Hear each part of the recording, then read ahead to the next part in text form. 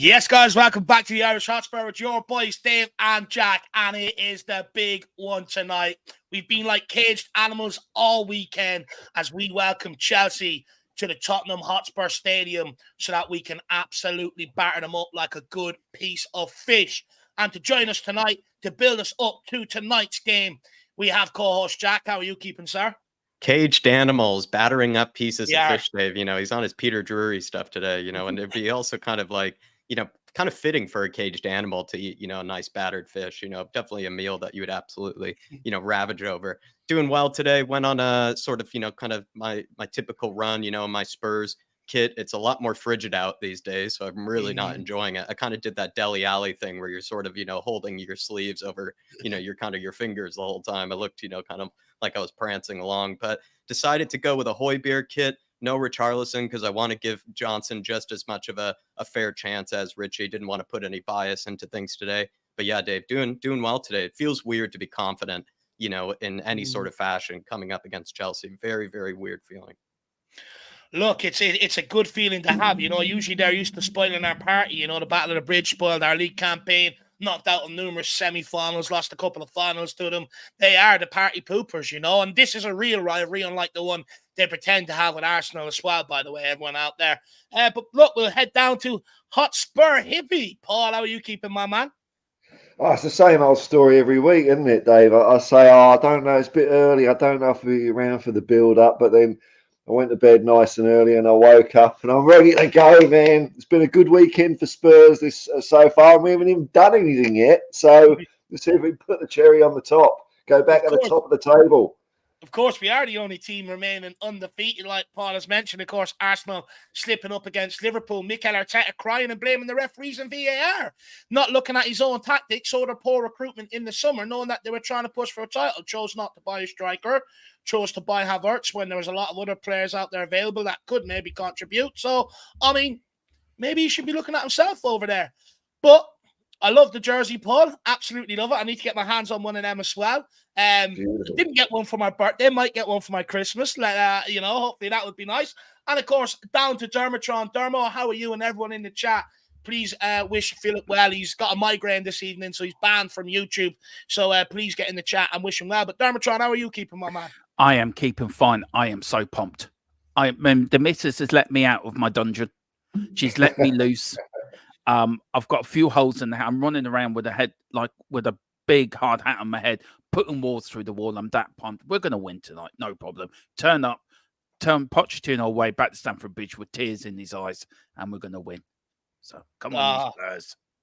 Absolutely, absolutely. And look, we will have a good discussion about, Pochettino, the reception. I think he played a blinder over the weekend, talking about how much he loves Spurs to soften the fan base for his return. Absolutely played a blinder by him. I just hope none of us fall for it. But of course, I wonder if Cucurella will start tonight or will he go missing? There's still, police inquiries about where his wig is. It's still missing. Rumors has it that Romero is main suspect. However, he seems to evade capture. Hopefully we get another hair pull off him tonight. That'd be an absolute doozy. Round 2. Cucurella can't handle it. But look, let's get into the chat, see what people are with us this evening, this afternoon, see who's pumped up for today's game, and then let's get into it. Ellie. Big up, Ellie. Absolutely love this woman. She says, on my way to the match at 3 p.m. Meeting my bro Boo today, lads, but we'll tune into your brilliant pre-match build-up. Let's go and smash Poch's Chelsea bums. Real good. Big up, Ellie. Hopefully you and your brother Boo do enjoy the game and have a great day. Big up, DJ Samuel. Come on, you Spurs. Can't believe I'm working till 6 today. Honestly, if there is ever crimes against management or your boss, this is it. You should understand, or she should understand that it's a derby game, and you should be allowed Spurs days. You should be allowed Spurs days, where you're allowed to just, it's almost like a sick day where you just get to leave work, early, or take 2 or 3 hours off, during the middle of the day. I mean, it's just how it should be, DJ. Sorry it happens, man. Big up, DJ. They'll get it installed. We'll have to work on it. Big up, Del Support 14. Long time no see. Hopefully you are keeping well. Big up, lads. 3-0 to the mighty Spurs. Let's go. Big up, Del Support. Nicola at Tansov. Come on, you Spurs. Absolutely love that. The one and only Donovan Oosterreicher tuning in from Canada. Chest back workout at the gym before Spurs take on Chelsea. Looking forward to some A+ punditry from you lot while I work out. Come on, you Spurs. 3-0. Big up, for a new striker. What I would suggest is maybe getting on that rope machine and practicing the Romero, just pretend it's Cucurella's hair, lad. That'll be a great workout. Big up, Donovan. Terry Bet, no hugs and kisses for Poch. Make it hostile as possible for him and Chelsea. Anything else, and we will not win. Absolutely agree with that, my man. Big up Bob being counter. Big up the Irish Hotspur and everyone in the chat. Let's go. Top of the league once again today. Come on, you Spurs. Welcome into Davey H 1960. Big up David Hall in the chat. Come on, you Spurs. Stevie Webb says good afternoon, David and Jack. I've got 3-1 today with Tottenham, with Sonny scoring the first goal at 28-1. Jack, what do you think of this bet? Is there money in it for Stevie? I think there's definitely, I feel like I like the early goal scorers, Steve. If you go for like first goal scorers, sometimes the odds can be pretty nice. And you just then, you still want Spurs to win. But, when you see Sonny, get that chance, you start to be like, come on, be a little selfish, be a little selfish, take it yourself. But I like it, you definitely could see Sonny scoring tonight. What's crazy is we haven't even been given a penalty. And I would love at one stage, we get to see who actually is the penalty taker for Spurs. And if Sonny's leading that golden boot race, you got to give it to him. That we do. We definitely do. Haaland, as he picked up a knock, he was took off at half time. I think he screwed over a lot of us in fantasy football this week, if you want me to be brutally honest. But big up Stevie Webb. Absolutely great bet. Moondog, let us know what your expertise are on this one, my man. Big up Mark. Let's smash him. Jazzy Fusion, early watch ahead of this one. Can't chat during the game. May stop by at half, but we'll get to watch the game where I am. Are you in work, Jazzy Fusion? If you are, it's not right. Me and Jack will campaign on behalf of you as well. We'll have to get a movement together. Iceman says, good afternoon, fellas, and everyone in the chat. Ange Ball is back. Effing pumped for tonight game. Come on, you Spurs. 3-1. Hennessy, big up. He says, I'm ready for this one. That's what I'm talking about, Hennessy. James Murphy has gone 2-0. Good to see you in, Jamesy boy. Leon M96, guys, can't wait for the game tonight. Feeling a good result. Could be on the cards. 3-0 Spurs. Big up. Good to see Joseph in. Great to see you in the building, my man. We also have Sean Johnston. We must back Ange in January, slap a 100 million on the table and go at Santiago Jimenez and Pedro Gonçalves. We will win the league for sure. I'd love Pedro Gonçalves. Bit dubious about Jimenez. We haven't got a great record of buying from the Dutch league, and people from the Dutch league seem to find, or even managers, Ten Hag at United, seems to find the Premier League a massive, massive step up. So, bit hesitant about it. Look, it's one that could very well work out in time. David Tanswell says 3-2 to the Spurs. Absolutely love that. Big up Martin Knightsbridge. He's going to be in a bit of trouble next week. I believe he's after ordering like a 64-inch television, while the wife's away. So when she comes back, she's going to have a nice welcome with me and Jack on the screen when she walks in the door, 64-inch version. Tell her that it was cheaper than all the smaller ones. The bigger, the cheaper it is. That's what you should tell her, Martin. It's just, it was a steal, and all the smaller ones, were more expensive. Just say to her, he got a Black Friday deal. He got a really big bargain, like 80% off. Everyone, put in your best excuses for Martin. Let's see which one he decides to pick. Ash, good to see you. Hi, Dave and Jack. Not gonna lie, I'm worried about how confident I am. Look, I'm a bit nervous today, I'll be honest. I think it's more so seeing some of the results over the weekend. The bottom half teams picked up points this weekend, and it was unpredictable. So, slightly nervous, but we'll see how it goes, Ash. J Max is big up, Dave and Jack, and everyone inside. Big up, J Max. Great to see you along with Para Miguel Escobardo. Great to see you, buddy. We'll take a few more, and then we'll crack on. Stephen Wilson says, you are my destiny. Look, stay tuned right to the very end is what I would say, Stephen. Look, we need him tonight. That's all I'm going to say. We'll get in and speak about it for sure. Who else have we got here? Next 11 English says we're going to lose 100%. Look, everyone's entitled to their opinion. Mick Hanscom says, big up the Irish Hotspur. Time to steer Chelsea tonight. Come on, you Spurs. Come on, Mick. Big up, Mick. Big up, Cools as well. Jason Bell with us. Good to see you, Jason. Are you after the game today? Let me know. Wembley once this afternoon, everyone. We have every right to be very confident tonight, but Chelsea have top players, and my dread fear is that it could be tonight that it all comes together for them. I pray I'm wrong. We'll definitely have a conversation around that for sure. Also, Mac Elwood says 3-1 big second half. Who else have we got here? We have Akash. Good to see you in the building. Jose from Eltel Cucurella, a.k.a. Jose. Good to see you. Mia W. from Spurs Between the Lines. Get over, check out that channel. Dirty Sanchez, Ian Sizeville. Thomas Wynn, he says, good evening, lads. Just been over to the bookies and put 3-1 Spurs. Johnson to get a brace and Son to get one up. The lads, come on. Poch loves us still. He's going to set Chelsea up to get beat. Come on, you Spurs. I really hope that, Thomas. Could be wishful thinking, but I really hope for that. Big up, Bradley, P-Dubs as well. Great to see P-Dubs. Legend P-Dubs. Spur in the building. We also have Peter Breen with us. Good to see you, along with Kuvan99 as well. Great to see you. And Saray as well, along with Magic. Great to see everybody with us. Mitch Grove sneaking in there as well. And then we also have the Art Nemesis. Big up, Stevie D. Great to see you in the building, sir. And Steadies Shark as well. Great to see everybody. Everyone, welcome in. But we will crack on and we will get into it. Of course, some details about the game. That's how we like to kick it off.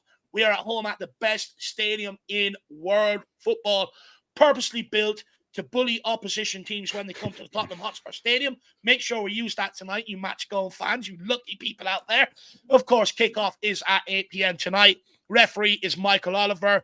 VAR is John Brooks. Make sure you take them names down because that's what I feel like we'll be talking about after game like we do every game. And then if you want to watch the game on TV in UK and Ireland, it is on Sky Sports. In the USA on NBCSN. In Australia is on Optus Sports. And also in Canada on Fubo TV. Now onto the injury list. Sessegnon still not returning from Tottenham. Perisic out with the ACL. Solomon out with the meniscus. Whiteman still out with his ankle. And Adoji and Davies were 50-50 leading up to tonight's game. Still no clarity on which one is fit either. Hopefully it is Adoji. For Chelsea, Emmanuel Broja is out with the knee. Shaloba's out with his thigh. Chilwell is missing with a muscle injury. Chukwuemeka is out with the knee. Fofana is out with the ACL. Lavia out with an ankle. And Kunku out with the knee. So a lot of injuries there for Chelsea as well. So that is absolutely everything that you guys need to know. So look, we're going to crack on and we're going to start steamrolling into the conversations about tonight's game. And I'll throw the first question down to my man, Paul, down here. Paul, Tottenham are now the only side unbeaten in the Premier League this season after Newcastle United and Arsenal, or after Newcastle United beat Arsenal, just in case there's any gooners out there. Newcastle beat Arsenal Saturday night. How long can we remain unbeaten for, Paul? Who knows, man? I mean, our longest unbeaten record in the Premier League is 14 games. We've done that twice. We've never gone to 15. I think if we win this today, we go up to 12. So, I don't know. I don't see any sign of the wheels falling off. I don't see any fatigue or lacking concentration. I think we can, I don't know. I mean, I don't know, man. I don't think we're going to get beaten today. So that's another one notched up. It's looking good, isn't it? We've got Wolves next week. I don't know, sky's the limit. No targets. Angus doesn't like targets because then what happens when you reach your target? You just go, oh, bored now. So you just try and do as good as you can. That's it. Yeah, true. Dermo, I mean, the motto is we never stop. So how long can we remain unbeaten? Forever. Absolutely forever. Are we doing the invincible, Dermo? Look, let's be. I don't think so. I would love to, but I doubt it. Look, I agree with Paul. I can't see anything but a Spurs win tonight. I cannot see how we lose this. The only way we lose this is if we don't take it seriously or we get ahead of ourselves, and we've got to be level-headed tonight. I know people are saying 4-0 final. Chelsea's not an easy game. Chelsea are our bogey team. Out of 62 games we've played them in the Premier League, we've only won 8 times. 7 at home, 1 away. So we've really got to be on our ball tonight. But yeah, with Ange in charge, of course we can. We can do anything we want. To dare is to do. That is the Tottenham motto. And we're now living up to our motto. So yeah, I reckon be 5 points clear before the next international break. Happy days. Jack, are the two boys being deluded? Is it sustainable to remain unbeaten? Or, look, eventually I think we're going to drop points somewhere. We'll probably lose somewhere along the line. Will it be tonight? I mean, I could see why a lot of Spurs fans feel like this could be maybe the evening where maybe points could be dropped or maybe the unbeaten run, kind of comes to an end. I'd be disappointed if that was the case, though. It just feels like this is, again, an opportunity to sort of stay above Chelsea, sort of kind of keep them in their misery. I feel like we have no signs of kind of wearing or tearing, like some people have pointed out, as much as maybe I've tried to look for reasons, over the course of this week. I think it really is, a good case that Spurs have, to continue to win games. And of course, there will be a time where you eventually just don't, have things go your way, or you're just not at your best at the office or whatever it is, but it feels like at home, Monday night, there's so much going into this game that I just feel like it's one of those where the fans should be really, getting the players into things, even if they do start slowly. You feel like they'll kind of get them into gear quite quickly. It's one of those where Ange as well, I think, is going to take it very, very seriously, and he's going to get them into gear quickly, hopefully. I kind of am with Dermot, where it'd be hard to see Spurs actually really, going, actually losing this game. I mean, things could maybe not go our way and, somehow ends up being closer than we'd like it to. But I think tonight's just another, potential chance for Spurs to continue this unbeaten run. And I go into it with confidence, which is a weird feeling. But unbeaten run for the whole remainder of the season, I mean, I don't know, Dave. Keep asking me every week, and, my answer will keep changing. What I will say is I keep checking into AFTV every weekend. They're getting nervous over there, They don't want it to be broken. But look, I do think tonight's game is make or break for sort of both teams. I think it's coming at maybe a bit of a pivotal time in the season for both teams. I think if Tottenham go on and win this, I think we remain unbeaten till Man City, which then puts us in a title race. And I think everyone has to take us very, very seriously. But I think if we lose, I think we might find the next run of fixtures hard or harder than what it is if we win tonight. Because tonight, if we win, wow, it'll give us so much confidence. It'll keep that invincible feeling, that unbeaten feeling, that confidence will be sky high. And I really do think it'll propel us all the way to the Man City game unbeaten. But likewise, with Chelsea, I think if they win, I think it propels their season. I think with such a young squad that they do have there, I think, if they win, it could be that galvanizing victory they need to kickstart, the Pochettino revolution at Chelsea. But I think if they lose, I think Pochettino could get sacked very, very quickly after. So, there is a lot riding on this game. But the unbeaten streak, do you know what? I think it'll be in place up until the Man City game. I think that's where it should be or will be really, truly tested. But I think that's the aim of the guys inside. Try and remain unbeaten to the Man City game and see where it takes you. Because what we have seen over the weekend is Europe is starting to catch up with some of these teams. Caught up with Brighton, caught up with Villa, caught up with Liverpool, caught up with Arsenal. Europe is starting to catch up with a lot of these teams. And this is a crucial period for us now to be able to really kick on and push on. I envision sort of a random slip up at some stage, Dave, that maybe we just don't expect. It's just this game has a lot going into it. London derby, like I said, the last, game of kind of the whole weekend as well, on a Monday night. It just doesn't feel like this is the one, where we would slip up. It feels like it would be a different one. Yeah, I think so. And you know what? I think what gives us the edge tonight as well is Ange Postecoglou's team talks. I've heard James Maddison mention it on what's that show? League of Their Own the other night about the team talks being the best in the business. And I think going into these London derby games, I think them team talks will serve us well. I think we will go out there all guns blazing tonight. And Sonny's also said it, which means they're better than Pochettino's team talks. So will that come into play as well tonight? Be very interesting to see.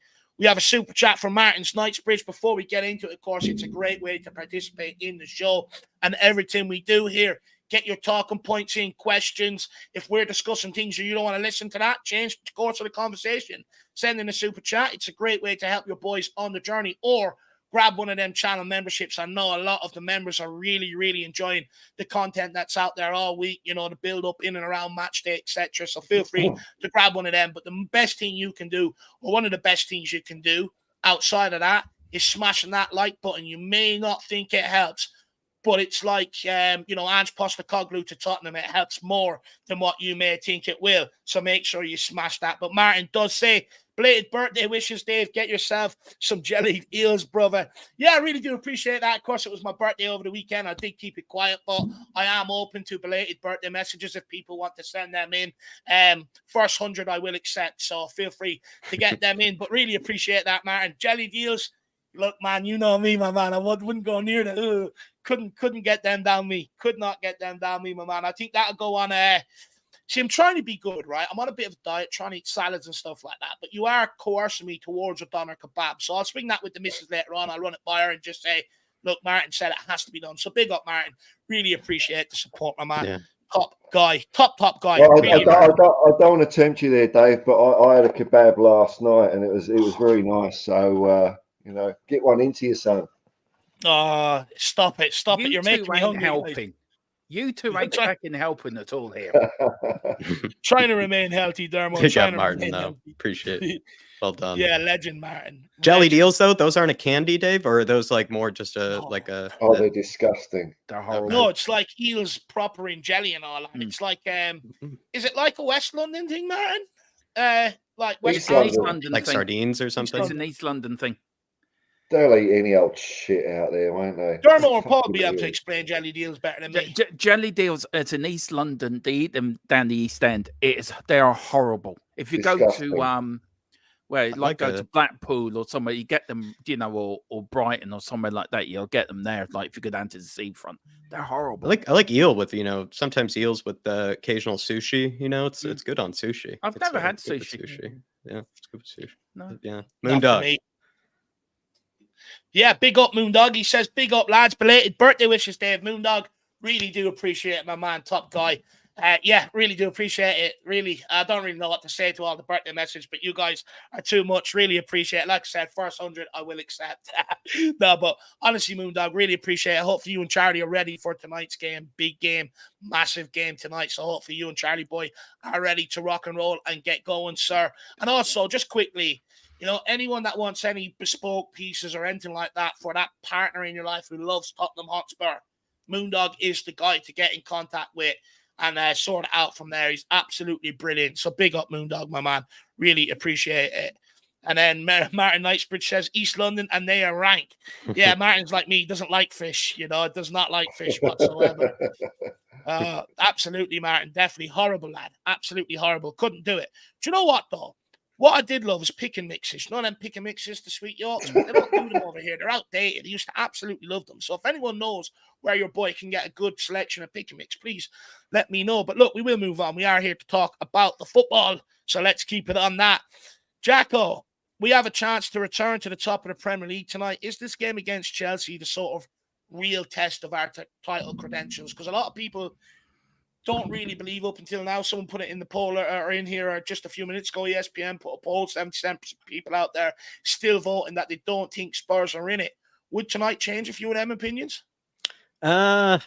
It feels like Chelsea is one of those teams where everybody's secretly hoping from the outside that they're going to put in a good performance and they're going to really challenge us. But if we do beat them convincingly or even just beat them at all, they're going to say, oh, it's one of those, nothing teams that Spurs have, once again beat, they're in 11th or 12th, they should be beating them, type of thing. I feel like it's going to be a lose-lose scenario for us, in that sort of case when it comes to respect from the opposition. But I don't know. I think you have to just pick up the 3 points no matter what. I don't care if it happens sort of convincingly or not so convincingly. I think it is going to be a slight test because Pochettino definitely doesn't want to come into the stadium and be embarrassed, in any way. I think he probably has some sort of pride or some sort of kind of, feelings on the line in this one. And then two, I think it's sort of a team that seems to only perform well against the bigger side. So they could end up sort of catching us a bit off guard with sort of just playing, a bit better than how we might expect, a team in their sort of position in the league to play. And they have a lot of sort of pride on their own line as well. I think a lot of the players have been sort of very inconsistent on their side of things.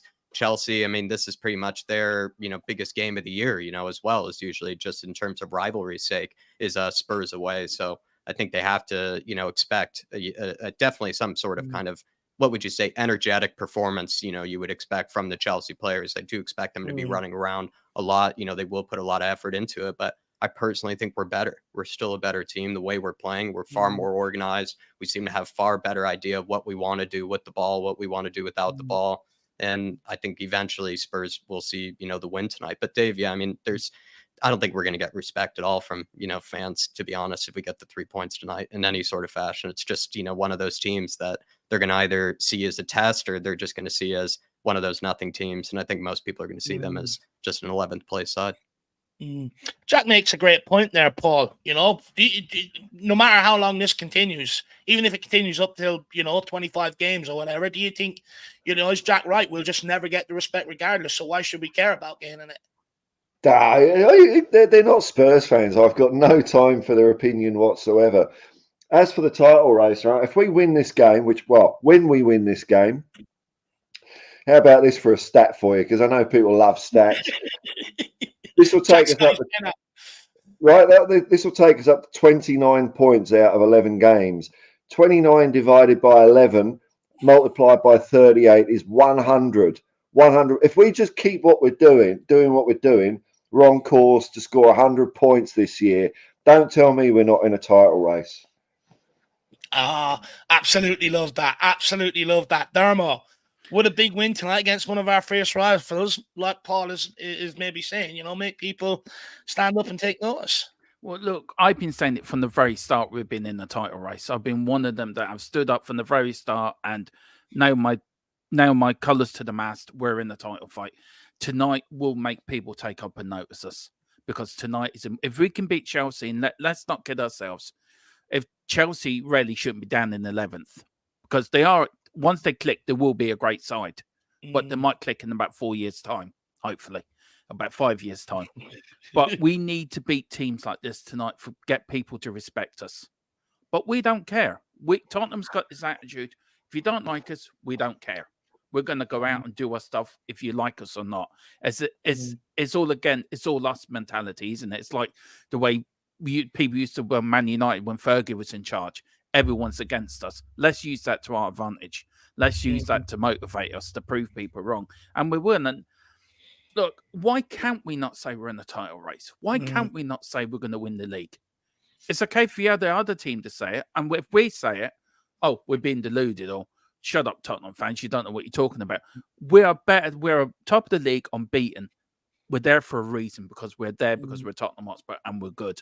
And we've been playing brilliant football this season. And she's brought the soul back to the club. And why not? Let's go on and win the league. Why not? Me and Paul will get together. We're going to say we're going to do the double. I'm sure Paul will back me up in that. Well, I mean, we're matching all the stats of the doubles winning side, aren't we? So, I've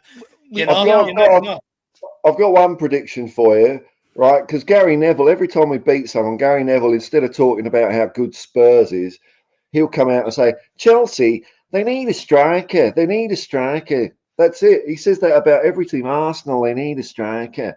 But, we're just going under the radar, boys. We're going to swoop to the top. It's very important that we have to stay level-headed, though. We have to be very realistic on what we are. Not every team, we're going to roll over every team. I'm more worried about Wolves on Saturday than I am about tonight. And I'm more worried because Wolves are playing well at the moment. But they got done by Sheffield United. Yeah, they got done by Sheffield United there at the weekend. The league. Yeah, but look, that's a League Cup game, but they're coming up against us. They're going to raise their game. So if we can win our home games and pick up points away from home and keep it rolling on, we'll be there and thereabouts. That's the important thing. Look, I understand where the narrative comes from, because I hear a lot of people saying, when I listen to a lot of other fans of other clubs speaking about Tottenham, and they're asked about it, they all sort of say, well, they've been here before and we all know what happens. And they're right. We have been here before. We were here under Jose. We were here under Pochettino. We were here under Conte for a period of time. But what's different, and what I think people fail to grasp is what different, is the mentality in around the club.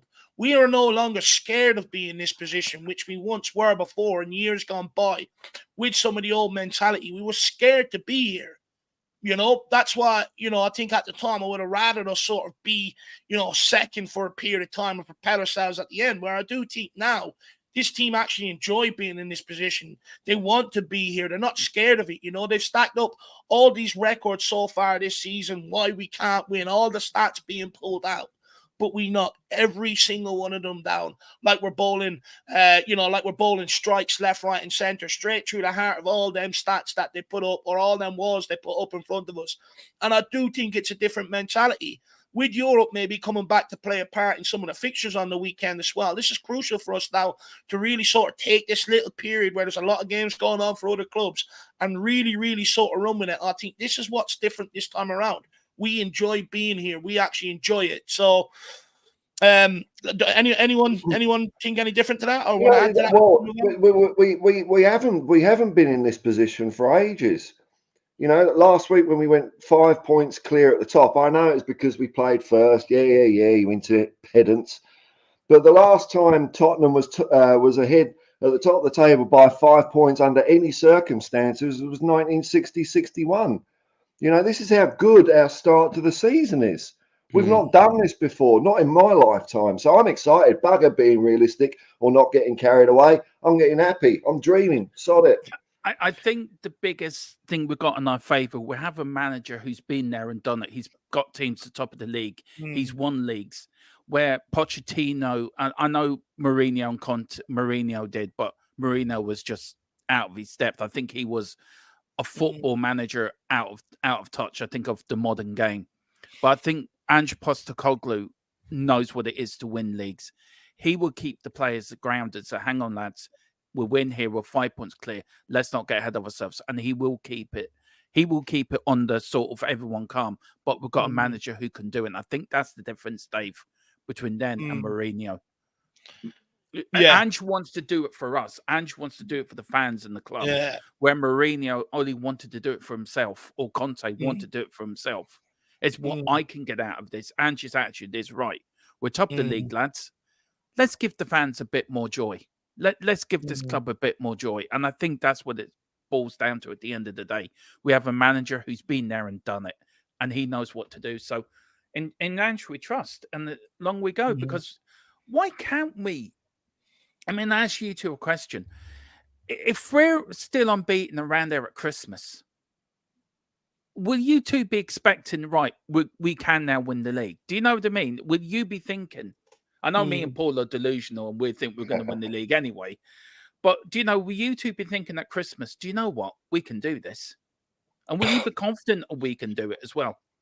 I'd rather just worry about getting 3 points tonight, Dermot, and then just move, into the next one. I think we're still in that sort of stage where the conversations can be warranted, but at the same time, you still have to just look at what's next. And I think Ange has answered it correctly each time, where even he's been asked about it. And he sort of just said, listen, we're not thinking about like 3-4 games, into the future. We're really just thinking, week by week, opponent by opponent. And we know that each opponent offers a different challenge and offers, a different way of, hurting you. And you have to just take them one at a time. And so far, Spurs have done an excellent job in doing that. I think the moment you start thinking a little bit too much into the future, bit too much, down the road, sort of thing, I think you kind of start to lose that mentality that even Dave was sort of speaking about, that I think he's right. I think comes a lot from the players, actually, but that's maybe different from previous seasons, is that the players seem to be far more focused, far more kind of motivated, more competitive even with each other. If they're not, kind of featured, they look like they're, definitely very, eager to get back into the team of some kind. So yeah, I think you just have to take it one game at a time, really. Yeah, look, I think Ange gets it, right? For him, when he speaks in the press in terms of the players and stuff like that, like Jack's alluding to, he's making sure they're staying refocused every time he speaks. But when he speaks, to the fans or about the fans, he is saying, believe. When I look at it, I think Ange fancies his chances in his own mind. No Europe. If he's got the team playing some good football with the right mentality, and if he can get that to January and get reinforcements, I think quietly he fancies himself, because you hear a lot about the team talks, and a lot of them team talks are geared towards achieving, not for only you, but your family. And when you mention that, it puts a different drive in a player, puts a different sort of hunger in a player. When you're talking about their family and then what legacy do you want to leave them, this, that, and the other, puts a different mindset completely on the team. And I do think if we can maintain it, look, I think we're in a title race. I do.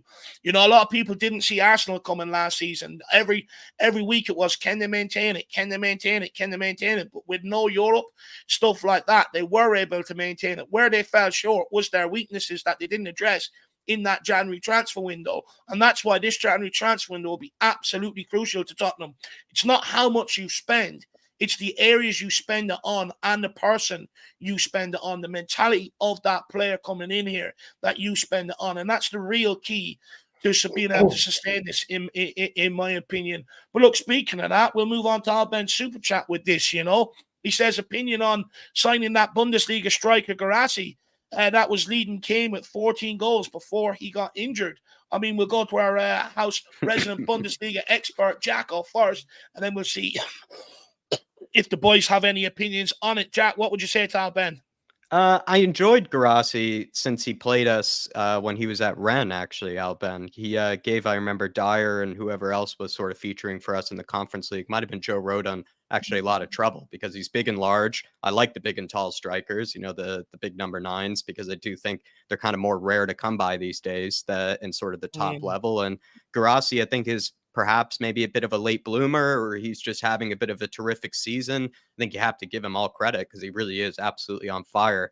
There is a release clause, I think, in his contract that you can trigger in this January window, and it's not too much. I think it's around like 30 million or something like that. So if there is any sort of interest, straight away to just abandon, his terrific season, with Stuttgart, maybe he could, head on over. Does he fit the Ange system? I haven't really watched enough of him to say that he would fit sort of the pressing and everything that is required, I think, because that's what we are also benefiting from, as, Sonny has been terrific at pressing from the front. So we would need someone to a similar work rate. It doesn't need to be the exact same, but I think can't be too much of a drop off. And so Guirassy, I'd need to look into that a bit more, but the kid's on fire, and I love big number 9s, Dave. Yeah, you do. You do love a big donkey up front for sure, Jack. I absolutely. But so do I. So do I, to be fair. I do like a big guy up front. They're harder to come by. Different. But look, Dermo, where are you at with someone like Guirassy? Do you know what? I agree with whatever Jack said. I actually do agree with what Jack said. I actually quite like him. I've seen him a few times. I do know from what I'm hearing, we are going to bring in a striker in January. That is one of the priorities for January, that and the centre-back. So, look, we need a striker. We can't disguise from that. Richarlison, for having what he's trying, is not going to do the job for us. We need somebody there for Sonny. If he gets injured, that can come in. I know we've got Velez and that. I would still go for Gift Orban. That's what I go for in January. Hasn't he got declined this year? Am I correct in saying that he's sort of fallen off the face of the earth this season? Yeah, he has, but Tottenham are still interested in him. And also Tottenham are still interested in Vlahovic as well. So, but I wouldn't mind this player. I watch a bit of German football. Thanks to Jack, he got me interested in the Bundesliga. So I have been following it a bit more closely. And I love this young lad. I think he's a great little talent. And I think he's a big lad. And you need a big lad up front to put about a bit up there to give defenders worried. And once you've got a big, strong striker up there, he can bring other people into the game. And that's what we need. So, yeah, as long as he's a reasonable price. I don't want to be overpaying for these players. Let's get them at a right price. But, yeah, I've got no problem. I agree with everything Jack said. Tottenham won't overpay for a player in a position. They're just not going to do it. I think they've been burnt with Richarlison and Ndombele Lascelles, so I don't think they're going to get roped into that again. But I hope not. Anyway, I really do hope not. Paul, I mean, where are you at with it? Do you think we're going to see a better January transfer window, in positions we need, like a striker, like a Guirassy here, or could it be an included January window? Well, I've never heard of this guy, so I don't know, man. But all I'd say is that, I mean, Sonny up the middle seems to be working all right. We're winning games. And I liked it in what Ange said in the press conference about Sonny, that, it's working out in the middle. It wasn't his only option. So Ange isn't a guy that kind of has his plan, beats it until it's, he's got alternatives already thought out. It's like, right, I'll give this a go. I think this might work, but I've got a couple of alternatives if it don't. But Sonny up the middle, man. I mean, who's going to be better than that anyway? Yeah, look, I do agree with bringing in a striker. And the reason why I say that is I think you've got so many wingers, but can they play up front like Son? I'm not quite sure. Whereas if you bring in another striker on a need-be basis, you could move Son out to the left, or at least gives you a different dynamic. Give you a different dynamic. Exactly, Jack. Look, I hear what Dermot's saying about Gift Orban, but realistically, I said this last season, it's the Belgian league he's playing in. I'll be honest, he put me and you up front, Dermot, we'd score a lot of goals there, to be brutally honest. I tell you who I would love, Dave. Sorry. 1 second. Sorry. I just think, we've got Velez. I don't think we need to take another gamble on a Gift Orban. I want someone that's proven banging in goals this season, ready to come in and hit the ground running in January, because that's what we need. We need someone that's ready for the here and now, rather than, someone that, we've already got a valise there. Sorry, Dermot, go on. It's Kyogo, Celtic. We're interested in him. And Jota as well might be coming in January as well. So there's 2 we could be getting. How would you feel about them? How do you feel about Kyogo? I know he signed a contract, but I know Ange has sent people up there to watch him up in Celtic. So we've sent scouts up there already this season. Sorry. Paul, what do you think about Kyogo? I think he's great. I think he's a great player. It's not just how he plays as well. It's his personality. He seems like a really good guy. The Celtic fans absolutely love him. He interacts well with the Celtic fans. So yeah, he'd be great. Look, I'm not opposed to Kyogo either. I think he's a very good player. Actually, I think he's better than Celtic. I think he is probably waiting for that next move. Definitely, Jota.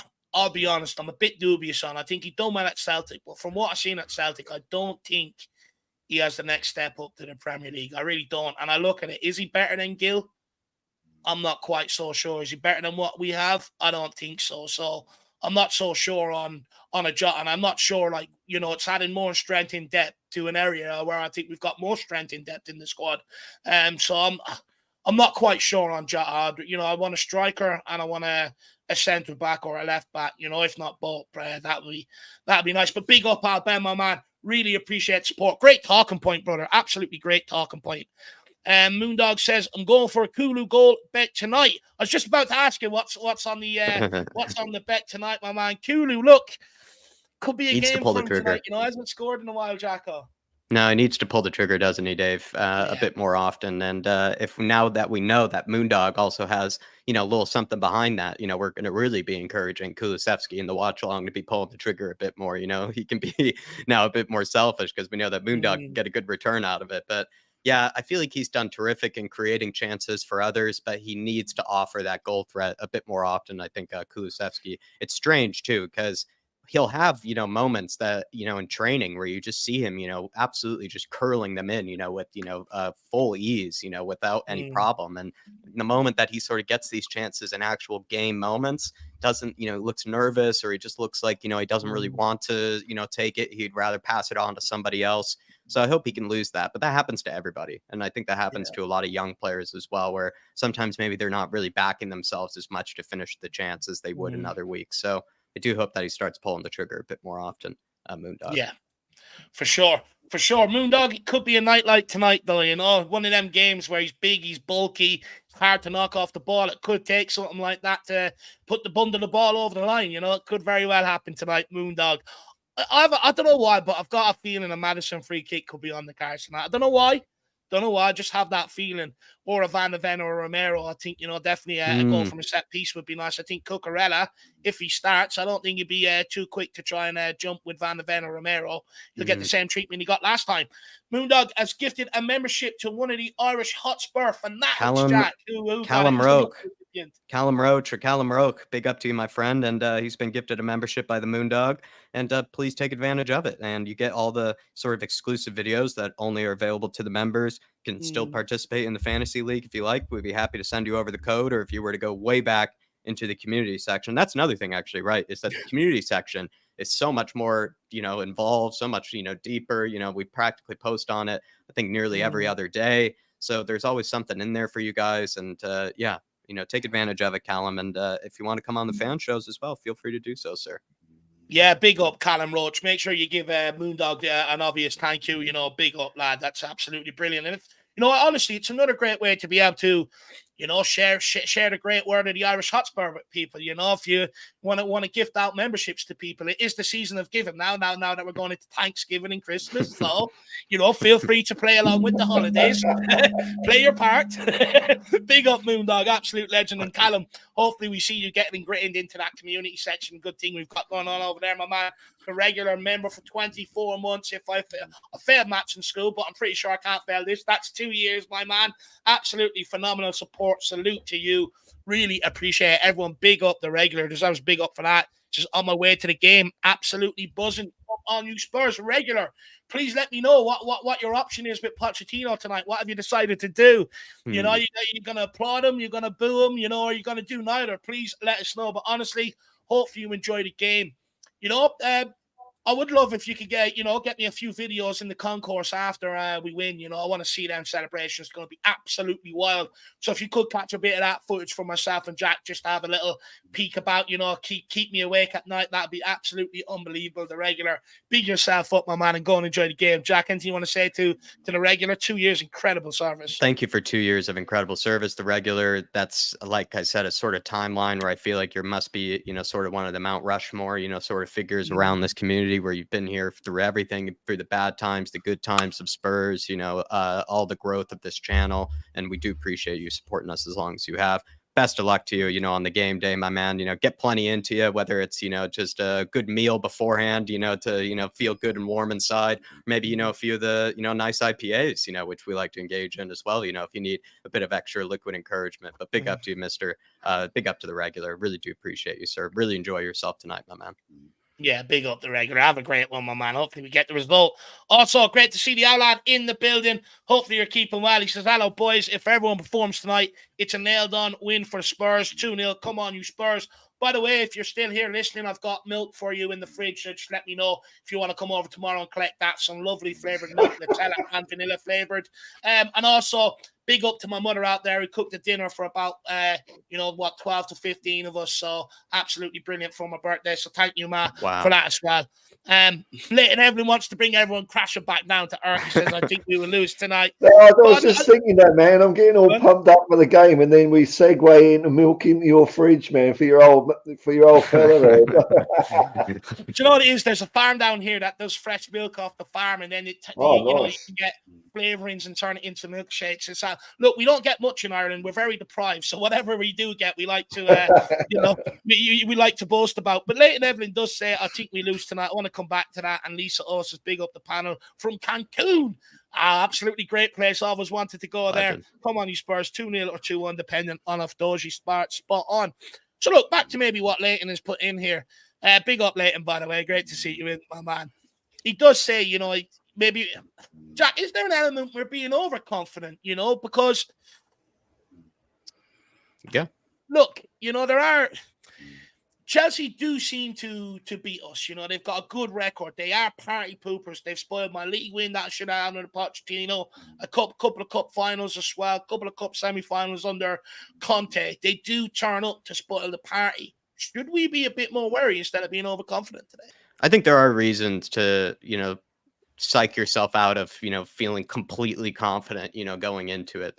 I would say one of them being is that Chelsea do seem to play their best against the bigger sides this season. Pochettino, like I brought up before, I think does have a bit of sort of, you know, pride and sort of, you know, kind of just, I don't know, dignity sort of on the line. Like he doesn't really want to get embarrassed, I think, you know, tonight in any sort of fashion. So that kind of goes into things. And then too, like, I think sort of this Chelsea team in general, like kind of, they have to start clicking at some stage. And if they don't click now or in, you know, the next game or two, I think that would mean then probably the sack or perhaps, you know, maybe some more serious conversation about the sack for Pochettino. And so that also goes into it, right? You know, players are kind of playing for their own, you know, future. He's kind of in a way kind of managing for his own future here at Chelsea. They're not in a great period right now. So I would say a lot of that kind of gives me slight worries that they're not going to just look at this as kind of a throwaway game. It already is a huge rivalry game for them. It already is massive, you know, Spurs away, Tottenham away. But I think the other thing too is just the fact that they kind of are in this kind of weird period where they kind of do need to start pulling themselves together. They need to start picking up 3 points. They need to start looking more convincing, and they're going to start blaming somebody, the players or, you know, the manager, but usually it's going to fall on the manager. And I think Pochettino then is going to really be trying to get, you know, at least a point tonight for sure. So I think he's going to try to set up his side as best he can. And, you know, we know he's a tactical manager and he might, you know, frustrate us, you know, with whatever he might go for. Yeah, for sure. Look, I've been saying to you all week, Jack, I've been a bit nervous for this one. You know, did that ring in with some of your nerves, or do you kind of have different reasons maybe for your nervous? It's just the fact that they always do us. I look at some of the results around the weekend, Jack, You know, a lot of bottom teams have picked up results, but also, you know, I do think Pochettino, you know, he's purposely softening us up, you know, with what he's saying in the press and stuff like that. But I do think, you know, tactically, he has got a plan to be able to play against us. You know, I think he will be able to find weaknesses in our squad. And, you know, if anyone can expose them, it's Pochettino. You know, he done it the first time round at Tottenham. All the other managers that are ahead of him managed to expose all their weaknesses. And look, let's wait and see. Paul, I'm going to throw this one down to you, my man. Is there anything that still concerns you about Pochettino's Chelsea despite the poor start to the campaign? Or you know, do you think simply will be too strong for them, like Jack is suggesting? No, I think one of the big things that's going wrong, it's like when, you know, when Mourinho and Conte came to Tottenham. Yeah, good managers, but it's just not the Tottenham style, is it?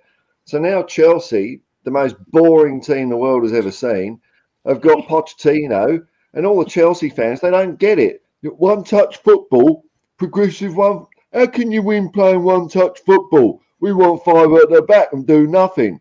So, you know, I think the Chelsea fans always hate everything about Tottenham. So they probably hate Poch already. They hate what style of football he's attempting to bring in with this, you know, ill putting together bunch of misfits. There's nothing about them. I'm scared. They're 13th in the table. They're 14 points behind us. Even if they win tonight, they'll rocket up to the lofty heights of 10th. I mean, it's not going to happen, mate. It's not going to happen. Mm-hmm. But Dermo, does you know, I really shouldn't ask you because I already think I know what your answer's gonna be anyway. Because you don't get nervous for these sort of games. Honestly, though, you know, does Stefan Blois have a point where he mentions, you know, a big thing nobody is really talking about is that these Chelsea players don't understand this rivalry. You might have you know, you got Reece James, you know, he'll probably understand it, but you know, does that play a big factor in derby games? It does. Players, it's like, I don't know if I can say it's Celtic Rangers. And Paul would get this, and so are you, Dave, and Jack as well. People in the chat. When you go into a club, the first thing you talk about is your rivals. Right, we've got Arsenal, we've got Chelsea, we've got the Bob and Blowen team from West London with Barney the Dinosaur as their manager. We've got the Chelsea with the sign-up selling Stamford Bridge lot, who think Chelsea were formed in 2003. That's when some Chelsea fan thinks they were formed. So yeah, it's the players talk about rivalries, and it is important. But I'm not worried about these lot tonight. I mean, Pochettino, he can do one for all I care. I hope we boom to death. I said that in my pre-match thing, and I'm sticking to that. But look, if players know what like the North London derby, players know what it's about. They know what the fans know it's about. The players know what it's about. It makes for a better game. But these new players coming in, they're going to get the shock of their lives tonight. Some of them Chelsea players. They're going to walk onto that pitch and think, I want to go home to my mammy. I don't want to go out there and play. I want to stay in there. Pochettino is going to be pushing them out the dressing room. Go on, lads, you have to go. No, I ain't going. And then the game be cancelled and we've won. So, yeah, we need to make it as what's the word I'm looking for, Dave? Hostile? Yeah, that's it. As hostile as we can. We need to make it a fortress. And the first thing we need to do is sing We Love Big Ange instead when Poch comes out. Should have a people in the South stand for that, Dermo. Should already be held up as soon as he walks out. It should be. Let's get out and show Poch we don't love you anymore. We don't want you anymore. We've got the Ange. He's come in. He's taken us to glory. You couldn't do it. You were a loser. Ange is a winner. He's taken us all the way. Do you know what? It's the first thing my dad sent me this morning was the Robbie Williams cover of I'm Loving Big Ange instead. He's absolutely pumped. He's ready for it. Love it. I love that song, actually. Fair play to the fella to come up with them songs. He's an absolute blooming genius. He really is a genius. He should put that out as a proper album and put it out as an album, sell it, because that man deserves to get rich off that. He's brilliant. He really is. He's a grand lad and a brilliant talent. It would be nice if the current lads out there now, you've got Spurs song sheet, Tim Winston, and Jack, what's the guy we had on the podcast? James Black. That's it. Mm-hmm. James Black. I do hope they get to maybe make songs like Chaz and Dave did about, trophies and cup runs and stuff like that. That would be nice to come in the future for sure. But people in the chat, let us know what you're, whether you're nervous, whether you're confident tonight. Please get in the chat, play your part. Let us know. Jacko, or we'll go down to Paul on this one, actually. Paul. We played ahead of everyone last weekend, and we have had 10 days rest, whereas Chelsea played the early kickoff last Saturday and then on Wednesday night versus Blackburn as well, which means Chelsea has had a lot less recovery time than us. Should our freshness show in today's performance? Should we see a fresher team out there? In terms of— I think they probably will be, but I don't think it matters. Like last week, we had a little rest and we did the business. There's nothing about Chelsea that really scared me because, in my mind, when I used to go in the 80s, they were like pinging up and down between Division 1 and Division 2. That's, to me, Chelsea's natural state. That's where I see them returning to, whether they got Todd Bowley or not. It's the club. They don't even own their own ground. I mean, who are they? We could have played our last fixture yesterday, and we'll still go out and smash this lot. So I'm not worried about it. I don't see them as rivals or a derby. They're derbies with Brentford or Fulham or QPR, not with Spurs, man. You're like a little brother going, "Oh, can I play with you? Can I play with you?" Nah, bollocks. That's what Chelsea is. Honestly, the way they're going, you have to keep losing, the stadium be empty. Their real competition will be Chelsea Flower Show. That's where their fans will be going if this sort of shit continues. Voting on daffodils and lilies and stuff like that. When I think of Chelsea, I can't get the image out of my mind of David Mellor banging a chick in a Chelsea shirt, which is an old reference. If you're as old as me, you'll understand what I mean. Thermo, you've got the colour hair. Are you, are you as old as Paul? Do you understand what he means? I know what he means. Fair enough. I'm just thanks for putting it in my head now, Paul. I took years to get rid of that image, and now you've just put it point blank straight back in my head. Thank you so much. But look, can I just add one thing? Yeah. Look, I'm going to be sensible, and Dave and Jack have never known me to be sensible. But that's why I was shocked when you said it. Yeah, I know. I'm going to say something sensible. Tonight we shouldn't be overconfident about tonight. Let's be honest. Chelsea, once Chelsea click, they're going to have one hell of a team. And if they were taking their chances, they'd be up there with us, to be fair.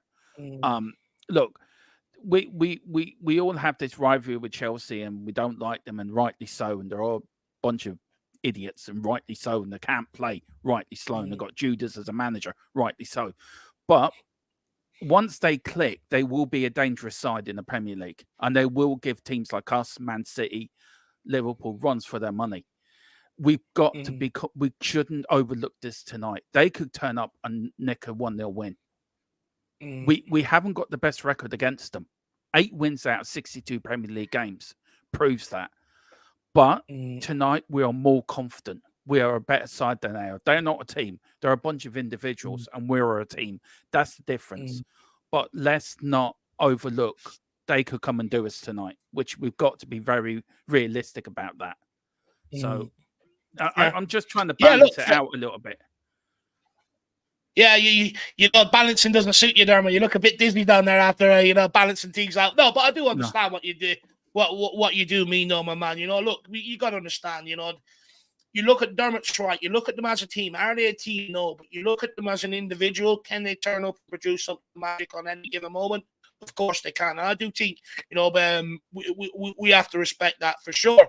Jack Chunky Cheek says Colwill won't be forgetting this anytime soon. He's absolutely pumped. He reckons we're going to beat them that bad.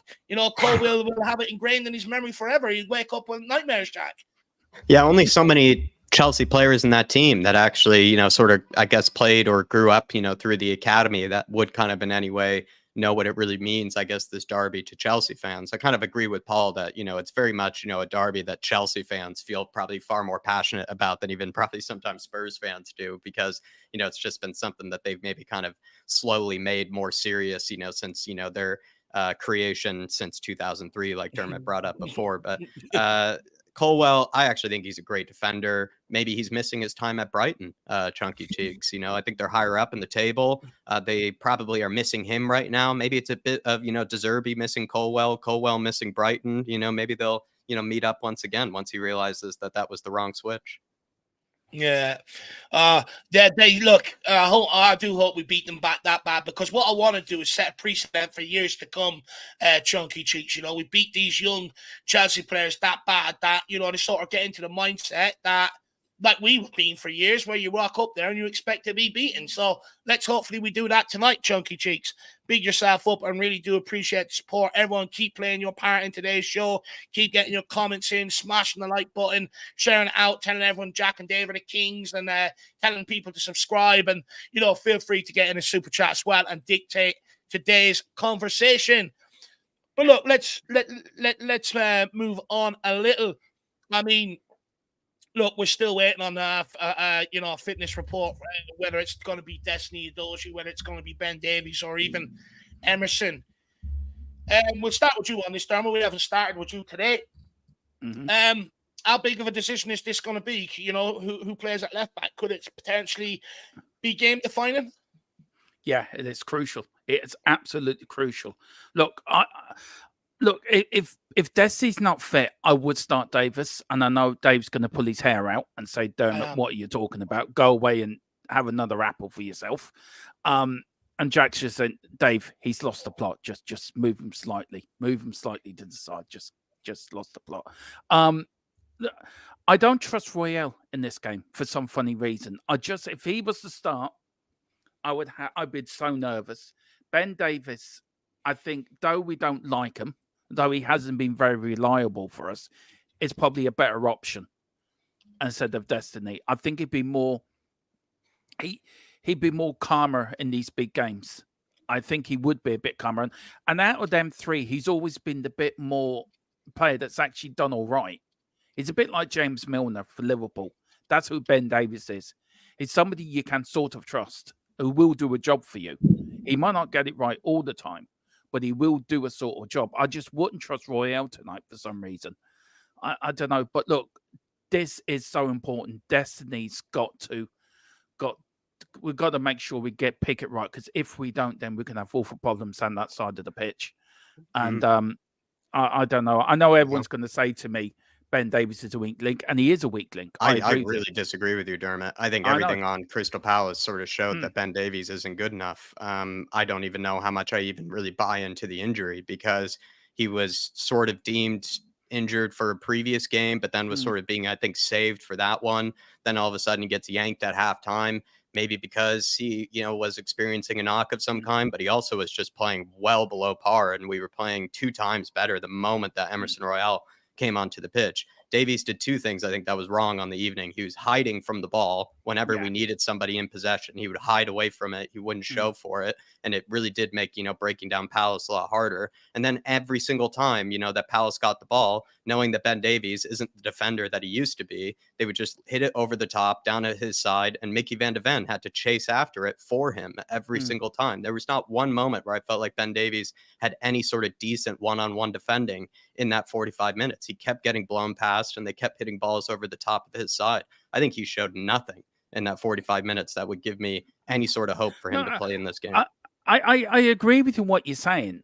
I really do. I'm surprised myself I'm saying it, but I just would trust him tonight more than Royale. I don't know why. I would feel a bit more nervous with Royale in that back. But look, hopefully, let's fingers crossed Destiny does play, and he does pass the fitness test. But that's who I would go with. But look, I agree with everything you say, Jack. I mean, you're spot on what you I just think he showed nothing in that game to really warrant, being given a start again. I don't think and I think he showed us exactly what we were missing with Destiny Udogie. And then when Emerson came on instead, I think Emerson was 2 times the player what Davies was. And that's really sad to say, because I mean, Emerson is, kind of a player that you wouldn't say is supposed to, be doing Davies' job better than him, given that Davies is supposed to be the backup left back, basically. I don't know, Paul, what do you think? Do you feel like, would your confidence change if Destiny Udogie was deemed not fit enough? Would that worry you a lot going into this game, or would you be all right with Davies or Royale? And if you had a preference between the two, I mean, obviously, Destiny's a way better player because he's just one of the best left backs in the Premier League at the moment. But I thought Emerson did a pretty good job. I think he did better than Ben Davies. So I don't think it would be enough to make me think we're going to lose or whatever. You know, Emerson was perfectly competent last week, so I'm not that concerned at all. Dave, I guess now I can ask you the question that you originally asked everybody. Dermotron went with Ben Davies. He thinks he's kind of Mr. Reliable for this game. I sort of had a little mini panic attack when hearing that personally, because I just think he showed nothing in that Crystal Palace game to warrant playing at it. But what would you say? Maybe is there worry if Destiny Udogie isn't fit? Would you be all right with Emerson or Davies? Would that give you a lot of worries if Udogie wasn't fit? Look, I prefer Emerson just purely because Ben Davies plays scared. He drops off his man too deep. I've seen that a number of times, and he's going to be outran by a Sterling or a Mudryk, whoever Pochettino decides to play down that side. Also with Reece James on the overlap as well. For me, Ben Davies ain't your guy. He doesn't have the pace, doesn't have the strength. And like I said, he backs off way too often. For me, I'd rather someone like Emerson who gets stuck in and would have the strength and a bit of pace to be able to deal with what's coming down that side. Because, if Sterling's coming up against Davies, he's been there, he's done it before, right? All he'll do is drive at Davies, he'll back off, wait for the opportunity for the goal to open up and have a shot. We can't afford to do that. Ben Davies has been given 2 opportunities this year, one against Palace, one against Fulham, and he hasn't took either. He's been given more than enough opportunities to show that he can play handball. There was a lot of talk around someone like Højbjerg. Well, he stood up to be counted, and he's proven, he can play it. Ben Davies has not. And for me, also, he's had a decade of being beaten up by Chelsea. He'll bring that old mentality back in, which I thought was maybe there in the first half against Crystal Palace with him being in there. And I don't want to see it. I know it's unconventional if we have to play Emerson out of position, but he played better 45 minutes than what Ben Davies did. So for me, I'd rather have him there. Is it an ideal situation or an ideal solution? No. But for me, it's the less costly one. Can either of them bring what Destiny Udogie does down that side? Of course not. We've got one of the best left backs in world football. But Emerson will solve him. For me, will just be defensively more solid than what Ben Davies will. I just think he'll get absolutely roasted. I've seen it for a decade. He's a decade old. He's getting older. He ain't getting any faster. So for me, if Udogie ain't fit, it's got to be Emerson. You're spot on about the old mentality as well, but. Sorry, Dermot, if I, just showed my, huge disagreement. Look, I just you're think he right played in that what poorly you're on saying. Friday night. I think he played that poorly. You're right in what you're saying. It's a hard choice. It really shows how we're so lack of depth in that area of the team that we're now having to think Ben Davies or Emerson. And we're actually thinking one of them's better than Destiny, which is not. I mean, I would change the back line, put Phillips in there and put 3 at the back, but Ashley Phillips in there and have 2 wingers. That's what I do. I know Dave's laughing, thinking Dermot. No, I'm laughing at Paul. I'm wondering if he's all right down there. I can't handle 3 at the back, man. I knew he was going to do that. That's why I said it. But no, Dino, I'd rather put Phillips there. By him, it's a sad that we need to improve in this in January or in the summer. We lose one player out of that team, we're struggling. So Ange's got to make it's going to be a very important choice tonight. It could cost us the game if we make the wrong decision. But I stick by. I put Davis in my predicted lineup, and I'll stick by that. And I'm big enough and ugly enough to stand by what I said too. So there you go. No, I know look, people might agree with me. Look, it's horses for courses, It's how people see it. Me personally, I just don't want to see it. We've seen Harry Winks left, who everyone told me was a Premier League footballer. I said he was a Championship footballer. Yeah. Controversial at the time, but now we know he found his level. And I think Ben Davies is sort of similar. Eric Dyer is sort of similar. But look, I just pray that Udogie's back. It solves all the problems, and I think it solidifies that back line. If not, I think Chelsea will look to target the wide areas. Be interesting. That's a battle that we do have to win. But look, let's maybe I forgot to ask you a bit about Pochettino and the reception that everyone thinks he deserves, or stuff like that. So let's get into that conversation, and we'll continue on with more about the starting lineup, because I do want to talk about Richie and Johnson and stuff like that. But look, I mean, we'll start with you on this one, Jacko. What sort of look, Pochettino, of course, 5.5 years as Tottenham manager, Champions League final, a couple of league runs, a couple of cup runs as well.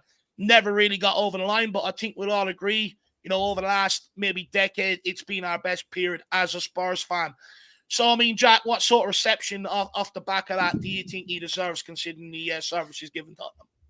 I feel like if you are going to make the decision tonight to boo Pochettino, I think there really shouldn't be any real malice behind it or any real hatred towards him. I think you can, as a Spurs fan, be able to, and as a human being, be able to make the distinction, between just sort of a bit of banter, bit of sort of kind of, want to make the atmosphere a little toxic for, a team that already hates us. Like, he decided to move over to the opposition team that, has songs about Spurs that, are, let's say, not so nice, and also continue to have a bunch of mocking chants and, usually love to, put us down whenever they can. Like sort of Paul said, we like to, sort of just ignore them, but they really love to always try to involve themselves somehow and, trying to make fun of Spurs in some sort of fashion. So I think his decision to go over there kind of comes with then, a bit of banter and a bit of sort of just, how would you call it? I don't know what the right word is, but, just pressure and a bit of toxicity. And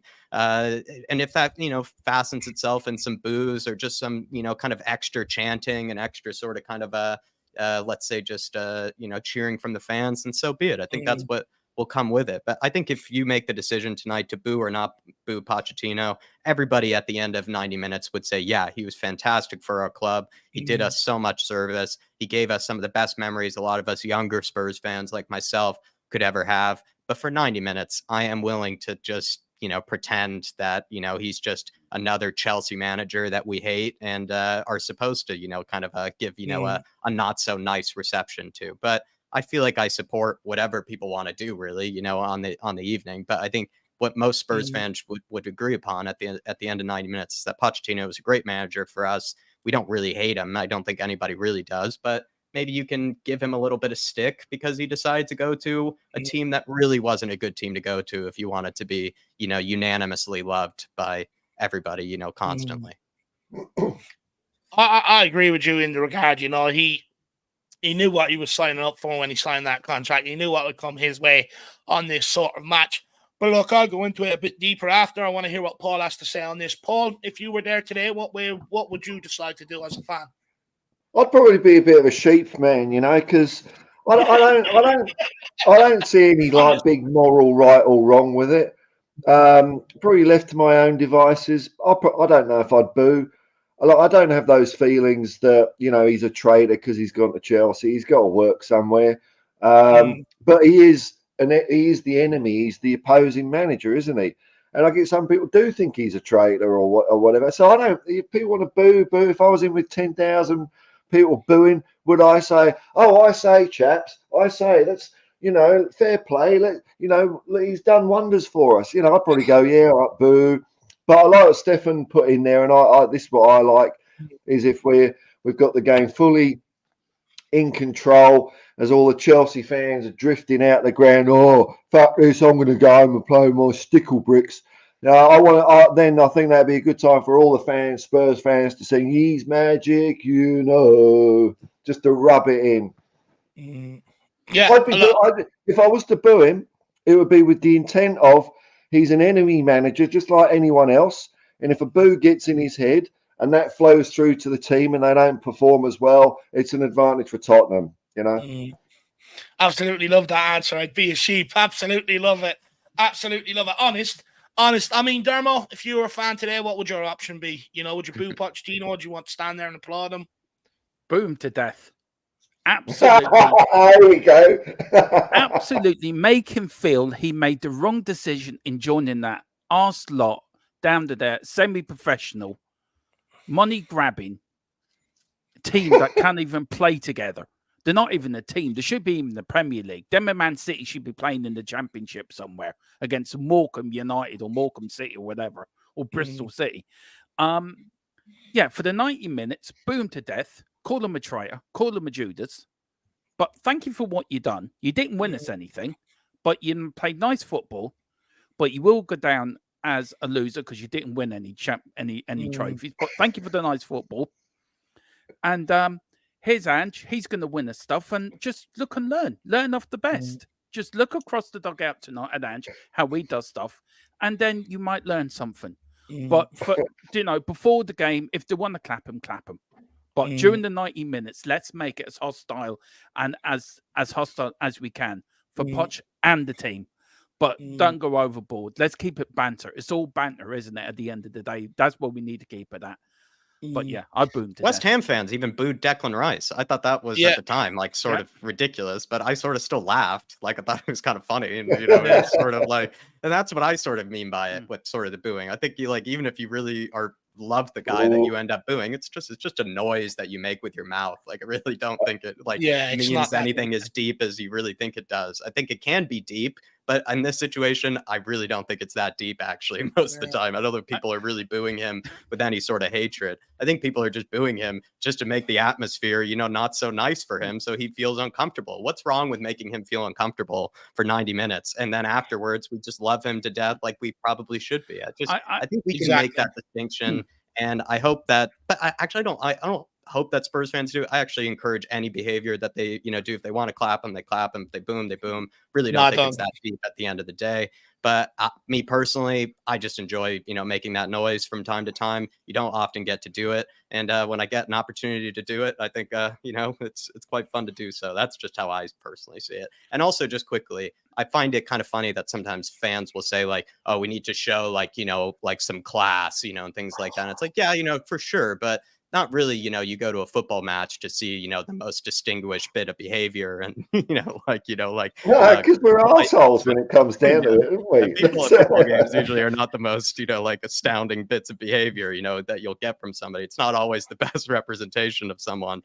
So that's just, and take that lightly what I said too. But I just think that's what you don't need to be.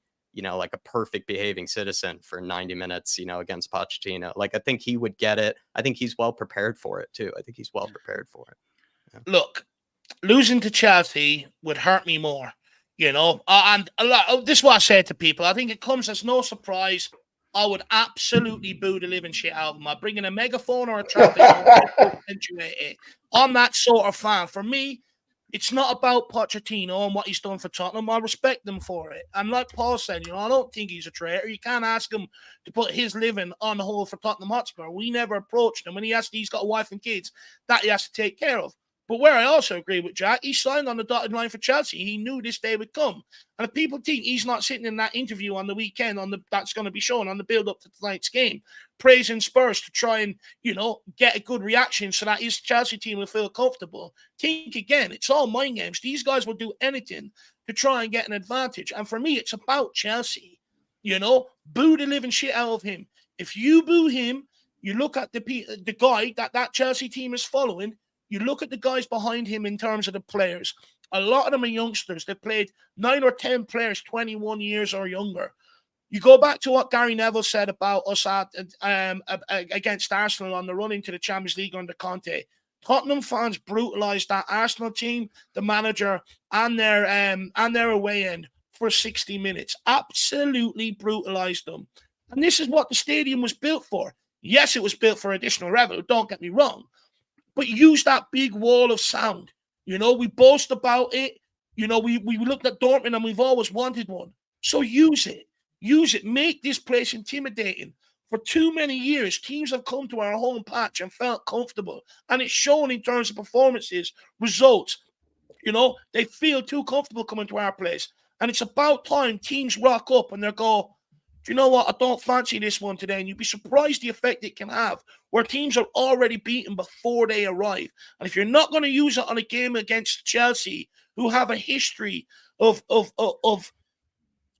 pure, what's the right word? Because I don't really want to get too deep into it, but have a history of just being fucking assholes, They wouldn't show us that bit of class. I don't think they would show us that bit of class. They would not show us that same bit of class. So it's one of those. And like you brought up there, Dave. It's a rivalry, and I feel like it's what Pochettino signed up for. I'm pretty sure he's well aware that that's what he signed up for. Even Steve D says, the wages that he's being paid right now as a Chelsea manager is kind of all comes with it. Like, this is what comes with being a Chelsea manager, and why does he get to be exempt from it? I don't think he gets to be exempt from just a bit of banter and booze for 90 minutes. Like, probably, let's be fair, like, he will probably get, in a way, like, there's no real malice behind it compared to any other manager that Chelsea have ever had or anything like that. Like, he's actually almost getting off more lightly. So I don't know, like, I think he'll be totally fine. I don't think we need to, give Pochettino, some tissues or anything afterwards. I think he's going to be fine. I think what's got me, sorry, Dave, sorry, I had to cut off. No, go on. What's got me, he hasn't been very complimentary about us and wanted to. He says, I'm now at a club that can win things. That's a dig at us because we didn't probably back him when he was manager. Look, boo him for the 90 minutes. No problem with that. It's a London derby. We've got to make it as hostile as we can to make Chelsea feel uncomfortable there at Tottenham tonight. I wholly 100% agree with everything you said, Dave. But let's keep it respectful. Let's keep it as banter. Let's not go overboard. And he's a human being at the end of the day. He is a human being. I don't want to hear that. These guys get paid more than enough money. They know when they walk into these stadiums, the reactions that they could get, and it's a boo at the end of the day. It's not like anyone's abusing the guy or anyone's taking it too far. It's a boo. And if we're living in a world where I'm not saying that, Dave. Into human beings, I'm sorry, I don't want to be a part of it because that for me is just too soft. It's football. These guys walk into stadiums all across Europe, and they should be used to a few boos and these football reactions. I'm not saying that, Dave. Boo the living crap out of them. What I'm saying is, I don't mind the booing. Boo all you want. That's fine. I've got no problem with that. I'm just saying, don't cross that line of making it going too far. That's the point I'm making. Boo them for the 90 minutes. Boo Chelsea let's make it as hostile as possible. Let's make it so uncomfortable they don't want to come out. But let's keep it within respect and don't go over that line. Don't start abusing and things like that. But I would boo him if I was going tonight. I'd be there booing the same as everyone. So I'm not saying I wouldn't. I would. But we just got to keep it within the lines of not going overboard on it. That's the only thing I would say. But we need to make it as hostile and make him feel uncomfortable because he signed for a rival club. If he signed for Man United, Liverpool, I wouldn't have such a problem. But he signed for Chelsea. And we did the same thing with Sol Campbell. So what's good for Sol Campbell, we need to do tonight as well for Poch because they're both signed for rival clubs and clubs that we don't like. I love how you call him Judas, Dermot, but then you also say, don't go overboard. It's a very funny, I like to keep it balanced so I don't get caught out. But it's an impressive in between that you're finding there. It is. Somehow I found it. I don't know how, but I did. Al Benson, what were you about to say, Dave? Just quickly, I want the team to walk out to a full chorus of 62,000 people. Pochettino is dead. I'm loving Big Ange instead. I want them to walk out to that full voice, at the start of the game and really let them know it's a game for 90 minutes. This is absolute war. We can sit there and sing, his magic and, clap him and get his autograph after the game if that's what people want to do. But do not do it before this game and help them feel comfortable. It's not what this stadium was built for. But look, let's get on to Al Ben's super chat. He says, tonight's game tells me if we were in the title race, our mentality will have to be that we are better than them and no thought of the past or who they are. I mean, Jacko, we'll start with you on this one and work our way around, my man.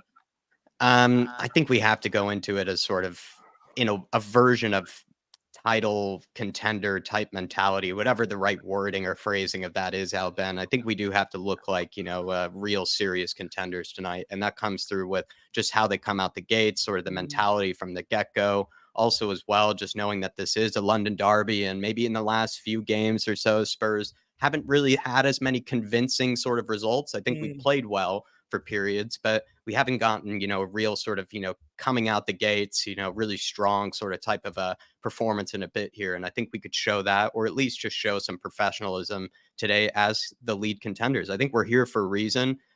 We're in no way lucky to be where we are right now. So I think we should show that tonight. And I think we have been showing that to a lot of teams, but I hope especially tonight against Chelsea at home. Been waiting a while, Monday night, watching all the other teams play and also watching them slip up as well, Al Ben. We need to show, the rest of the league that we don't slip up maybe like they have over this weekend. That would also be huge to get some respect as well, right? Everybody else has, in a way, sort of dropped points.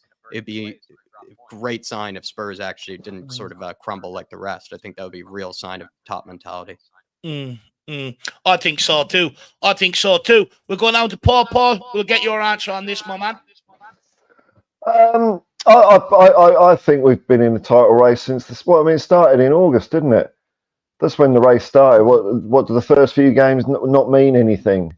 And like you could say like all 20 teams in the league are in it from the beginning, and as time goes on, they start dropping off one by one, and that's what we're seeing. And the Premier League, most years one team just is the team. It's not down to the wire or anything like that.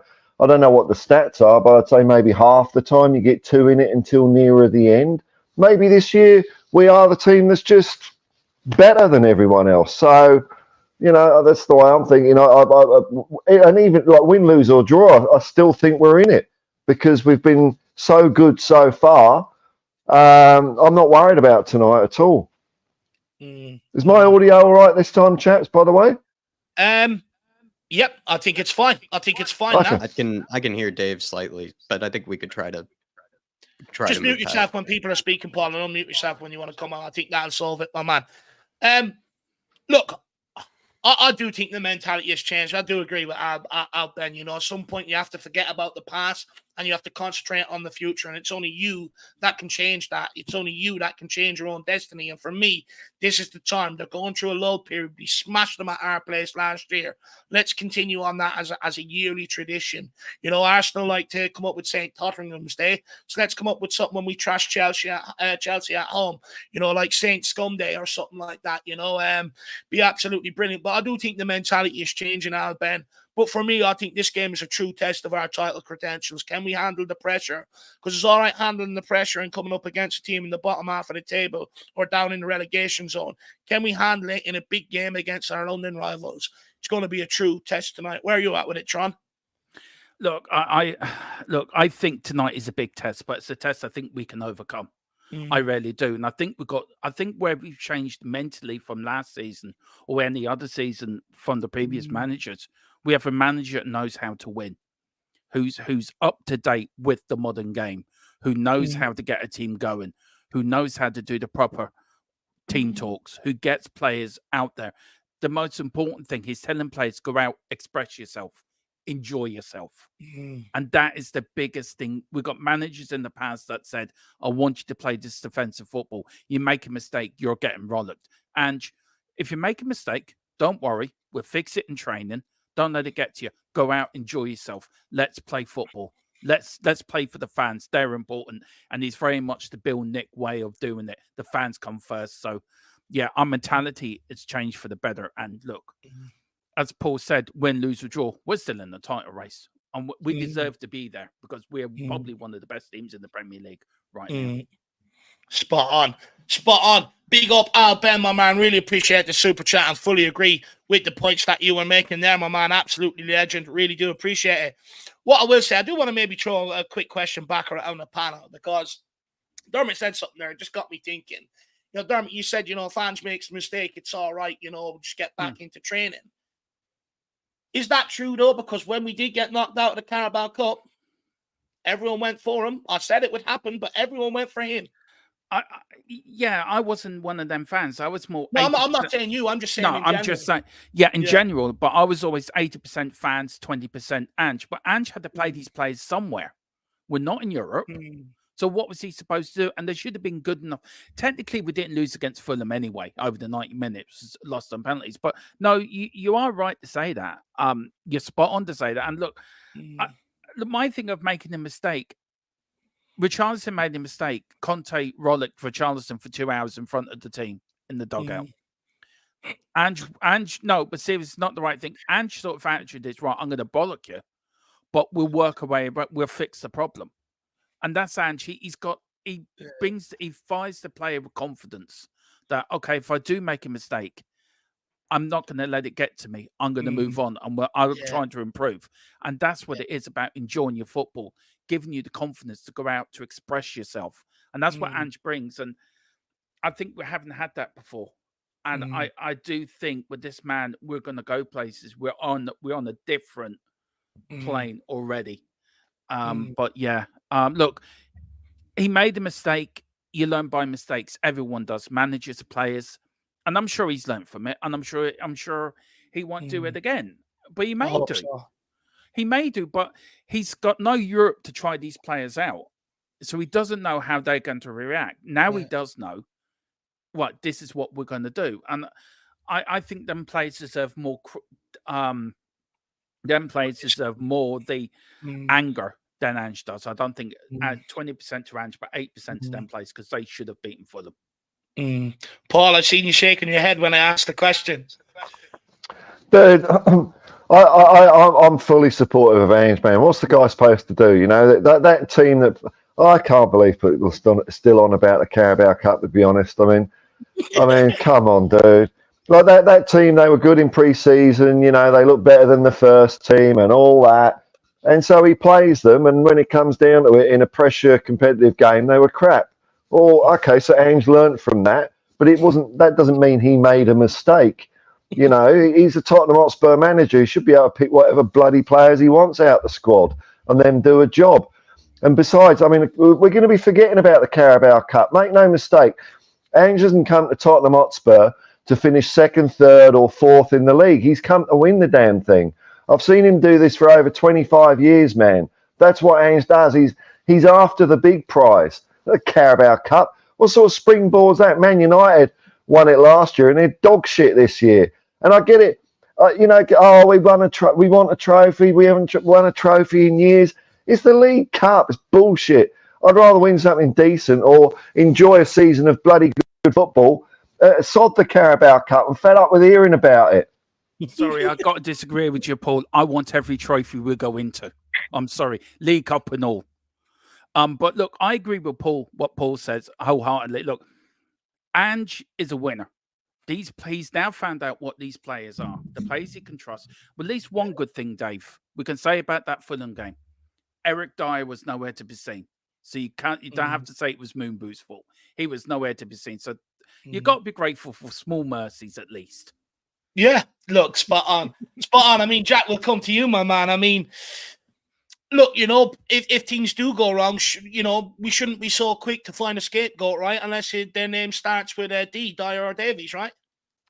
I don't really see how you could point the finger at Ange if anything goes wrong tonight. He's had a flying, undefeated, perfect start to this season. And then if you were to all of a sudden, kind of throw a lot of shade towards him or, in any way show a lot of doubt towards him, I think that would show that maybe you've been kind of holding it back this whole time or something like that, that you really weren't actually believing in Ange or whatever he's been doing so far. I think Ange is completely warranted to have a slip up at almost any stage. I'd be disappointed if it happened tonight. I think I'd be sad and I wouldn't really, be happy with it. I wouldn't really be having any sort of real sort of deeper thoughts about what Ange might have done wrong, what he could have done differently or anything like that, because he's pretty much just batted 1,000 so far this season. So I wouldn't really be that upset if he somehow, had any sort of, decision that might not have gone his way. And sometimes it's not always a mistake. It's just not how things end up, unfolding the way that maybe you thought they should or how you thought they would.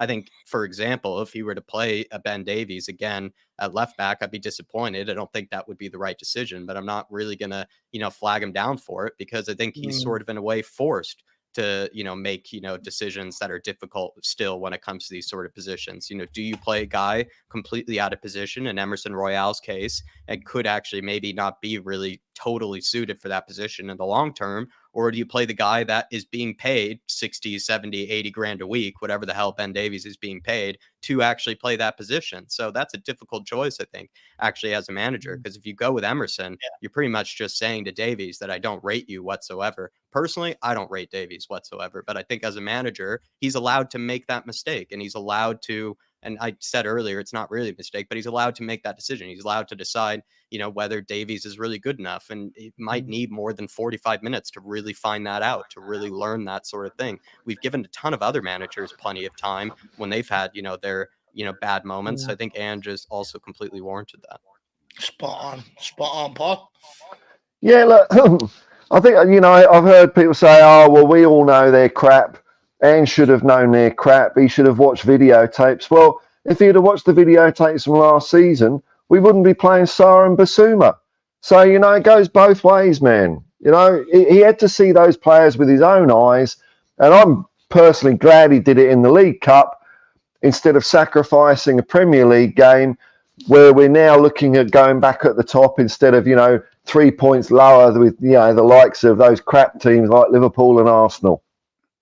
Look, I definitely agree with that. Well said as well, Jack. I think the biggest thing to come out of this is if something doesn't go our way over the next few weeks, let's not find a scapegoat. Let's not all pile on Andrew. I think we'll all agree he's done an incredible job. Moondog says, I hope Romero lines up beside Cucurella in a tunnel and gives him the stare and ask him how his hair is.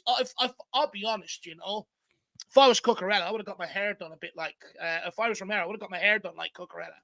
And I would have walked out with it. Or else, I just have a little wig in my hand, standing in the tunnel, waving it maybe and get Cucurella's attention.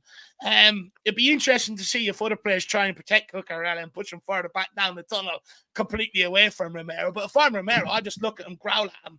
Or else I look at him and then I'll point to his hair and I lick my lips. I'm like, that's what I would do. I'd really try and get under his skin and intimidate him. Jack, what would you do?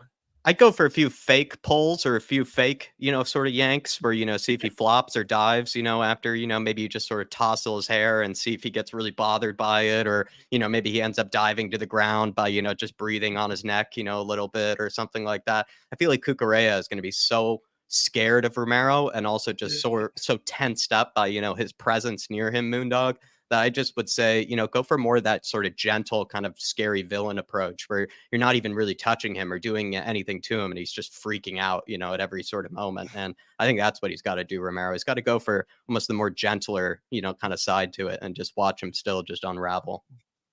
If you really want to be a shithouse, he'd get Cucurella cut in around the shaved parts of his, around his head. Paul, where are you at with it? I mean, you've got Ash here saying Cucurella would probably get a haircut out of pure fear.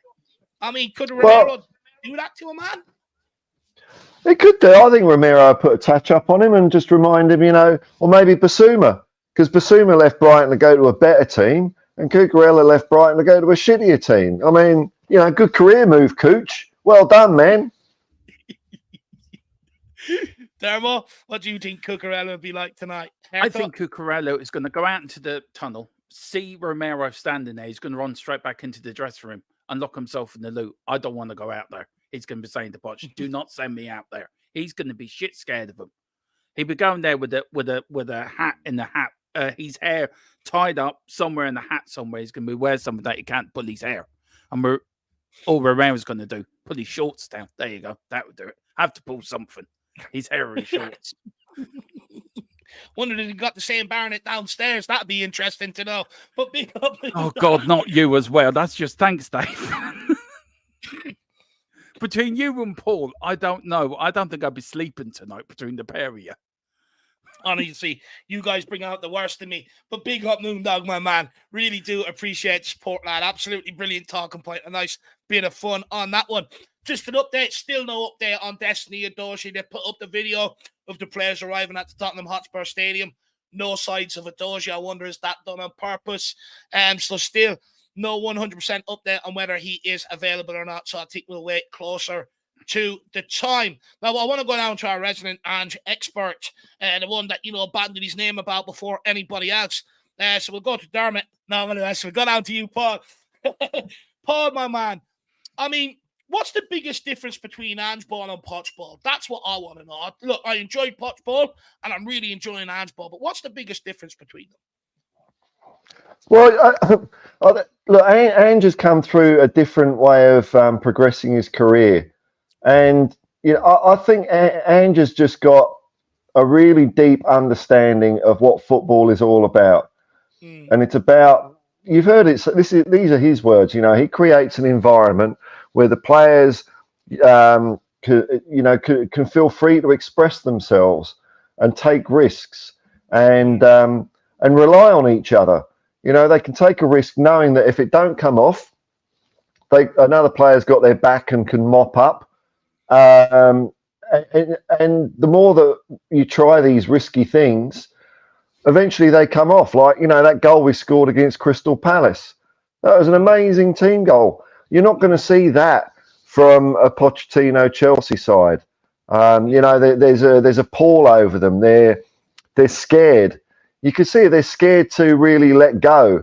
You know, I mean, Poch ball, you know, it's progressive and everything, but it's still, I think, more coached than Ange. Ange is, you know, he'll give the players the tools to solve problems on the pitch. Each game has a different set of challenges, a different, you know, a different thing to overcome. And you won't see our players looking over at Ange so much. What do we do now, boss? You know, because he relies on them to make decisions in the heat of battle.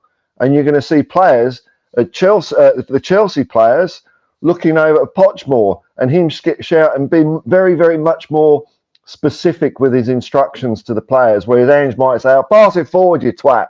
That'd be about it, though, and maybe, you know, tell them at half time. But while the game's on, you know, we're playing football. So I don't see it as Ange ball. It's just proper football.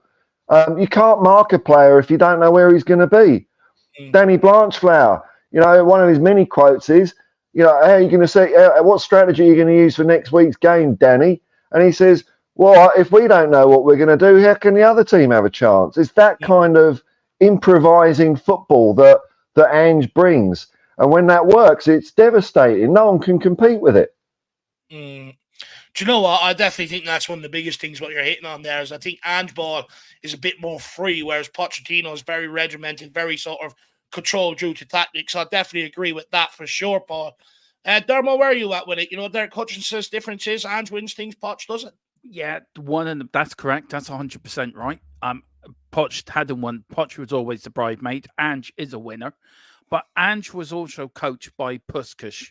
Puskás was coached by Arthur Rowe, who was the push and run of the 50-51 side. We're playing a very modern version of that push and run side. And nobody in the league has copped on to how we're playing it. He played it up in Scotland with Celtic, and they were devastating. He's unbeaten at home for a reason, because he knows how to set up a team to win. And the players will go through a brick wall for him, because he's earned the respect of the players, and the players respect him. And that's what it stands for. You look at Poch's teams, they will go so far and then they'll stop, because the player, as Paul said, the players are thinking, can we do this last 5% or this last 10%? Where Andrew's saying, you can do it. Go and do it. Give me 110%, and the players will. Poch's teams are all great to watch. It's all pretty football. But when it comes to it at the end of the day, when there's a trophy on the line, or if there's a final to get to or a final to win, Angie's your man, because he will know the extra 10% to go over that line. Poch doesn't, and Poch will always be that manager 10% beyond the line. Ange is your man because he's a winner. He knows how to win things. He knows how to get players playing. Poch gets players playing so far, and that's it. Yeah, look, I definitely agree with that. I mean, Jack, where are you at with it? For me, I think when I look at it, maybe one of the biggest differences is with Pochettino, everything's very controlled. It's like he's their father figure, whereas with Ange, he's not their father figure. He's sort of, you know, I would say maybe, you know, get them to think on their own, sort of man up a little bit, I think is the big difference for me. He has a touch more of the old school, I think, in him, Postecoglou, than Pochettino really does. I think Pochettino has more of that sort of likes to put his arm around the players, and, you know, he likes to go whitewater rafting with Daniel Levy, you know, after having a good season. You know, he's just that sort of kind of guy that I think maybe is a bit more in line with just sort of kind of, I don't know, just maybe more modern, younger managers. Whereas Ange, in a way, I think is an approachable, easy to talk to type of guy, but he sort of in a way keeps that distance between himself and the players a bit better than maybe Pochettino might. I think Pochettino did have, you know, very close relationship, like I said, with Danny Levy, with the players and everything. And it did sort of kind of touch on, you know, a bit of the when you needed to make that break, it was a lot harder to do it because it, you know, there was a lot of emotions and friendship and all this sort of things kind of tied into it. And I think with Ange, I don't know if that's going to really be the case. I think he does a good job at perhaps just, you know, being a professional, making the place a really good culture to be successful in. But it's not like a culture where you're going to be at the beach or something like that. You know, you're surrounded by your friends and just get to have a good time. You know, maybe I'm not saying that was totally the case with Pochettino, but it could have been that way, you know, when things were really going well, like everybody was just really enjoying each other and loving each other. And maybe we needed a bit more of that sort of professionalism, or just sort of kind of, you know, that mindset that, you know, we're actually here to really achieve something. We're actually here to really, you know, get somewhere. And I think Ange has a bit more of that, or that comes across more sometimes in his interviews. But it's hard, Dave. Maybe stylistically a bit more balance as well. Like I would say when you look at our team, it's almost a bit more kind of symmetrical in the way that we try to play. You know, both sides, you know, play in a similar manner with either wingers, either fullbacks. And also when you look at kind of Pochettino's, we had that sort of dependence still on certain types of players. You know, we had dependence on Son's run in behind, dependence on Harry Kane. Dele Alli had that sort of, you know, various role of just sort of roaming everywhere. Eriksen, you know, had his, you know, kind of specific role in the team as well. I would say maybe there's a bit more balance to maybe even Ange Postecoglou's team. That also could have to do with just the personnel that he has to choose from. You know, we have to remember that too. But yeah. No, I definitely agree with all of that. I think for me, the biggest, like I said, the biggest takeaway I think is, you know, Pochettino was the problem solver. If he didn't have the answer, no one else knew what the answer was. But I think with Ange, it's sort of like, look, this is what it is. Go and figure it out, man up. You know, find your own answers. You know, I think, yeah, look, very interesting. I think this is a discussion that we'll probably have further during the week, some stage. You know, I think it's a great discussion to have for sure. But people in the chat, please let us know what your thoughts are on that. Now, I did actually want to have a bit of a Van de Ven and Romero loving heading into today's game. However, due to some time constraints, I think we'll maybe skip over that and we can speak about that during the week. We'll move on to the left-hand side and Brennan Johnson. Look, Paul, he made an instant impact from the bench at Selhurst Park, replacing Richarlison on 66 minutes and setting up Son 2 minutes later. Do you reward Brennan Johnson with a start versus Chelsea tonight? Yeah, well, I think it's a good shout. Like, either way, I'm not particularly, you know, because even though, like, Richarlison, yeah, he hasn't been scoring goals, but he's part of a winning team. And I think, you know, both him and Kulu put such pressure and run the defence so ragged that that's part of why later on in the game we're getting goals. But Brennan Johnson, man, yeah, I mean, you know, the way he headed that ball to Maddison, you know, that Crystal Palace goal that I really loved. I love team goals. You know, he banged the ball into Maddison, but knew straight away his work wasn't done. He could get back involved with the play for the return ball to Son. So yeah, he looks good. Why not give him a go? See what he can do. And also, you know, he was a guy that Ange really wanted to sign. So he's Ange's guy. So maybe it's time we see what Ange, you know, I'm curious to see more of why Ange fancied him. So yeah, I'll be excited to see him play.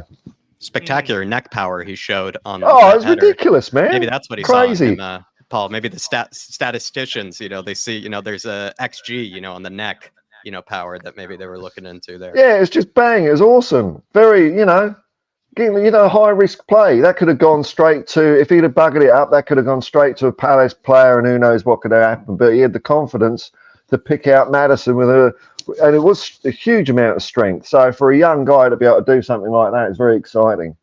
For sure. Look, the reality is, right, we've seen very little of him, but I did find a stat that I think he's got the most sort of direct take-ons and the most turnovers in the opposition third around Europe over the last season or two. So, I mean, if that stat is true, I think that's definitely why Ange Postecoglou is looking at him. You look at what he's, you know, why he likes Richarlison is because he gives you that out of possession. Same with someone like Kulusevski, right? People ask why he continues as the right side nailed on without being challenged. It's because of that. He takes people on and he'll work hard out of possession.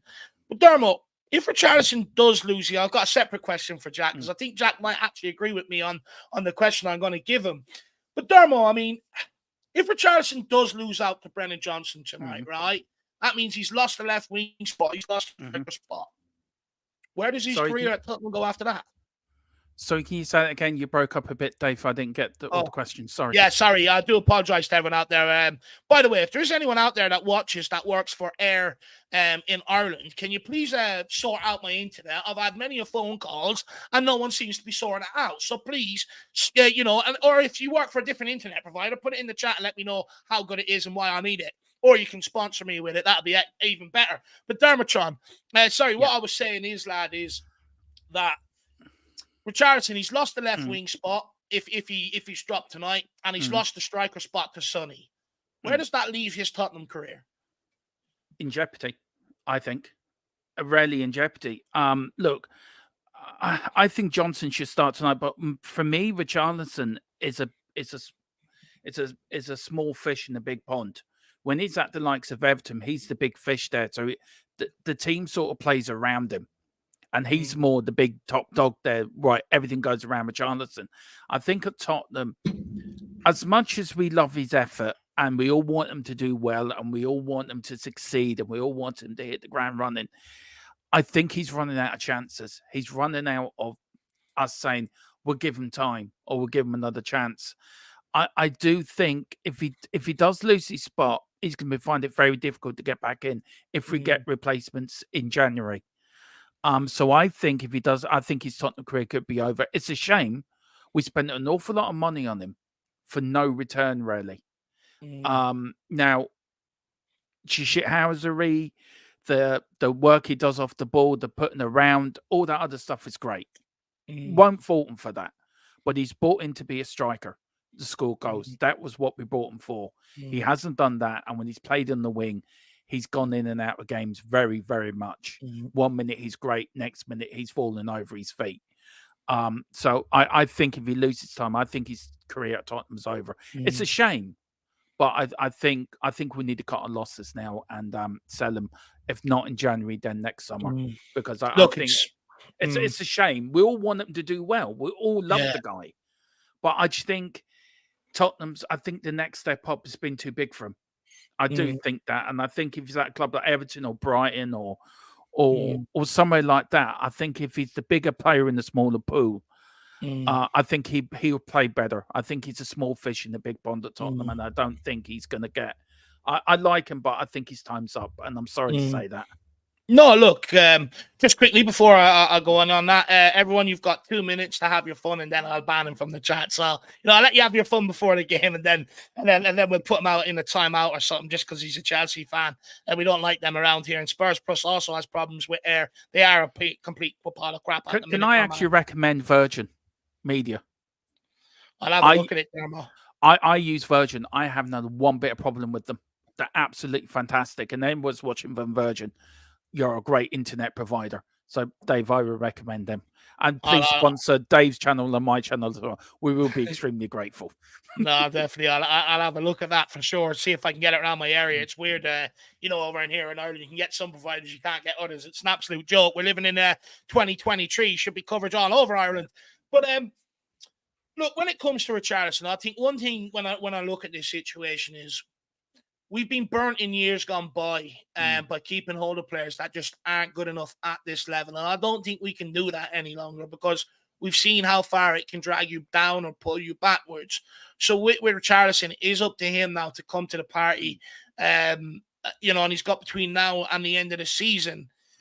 Look, what I will say is, if any Richarlison's listening or any of his representatives, you still have time. You still have time. I know more and more fans are getting more and more frustrated as time goes on, but you still got time to turn it around and just believe that. If it doesn't happen, it doesn't happen. But you still got time. But look, Jack, I want to move on and ask you maybe a bit of a different question on the back of this because I've been thinking about this last night.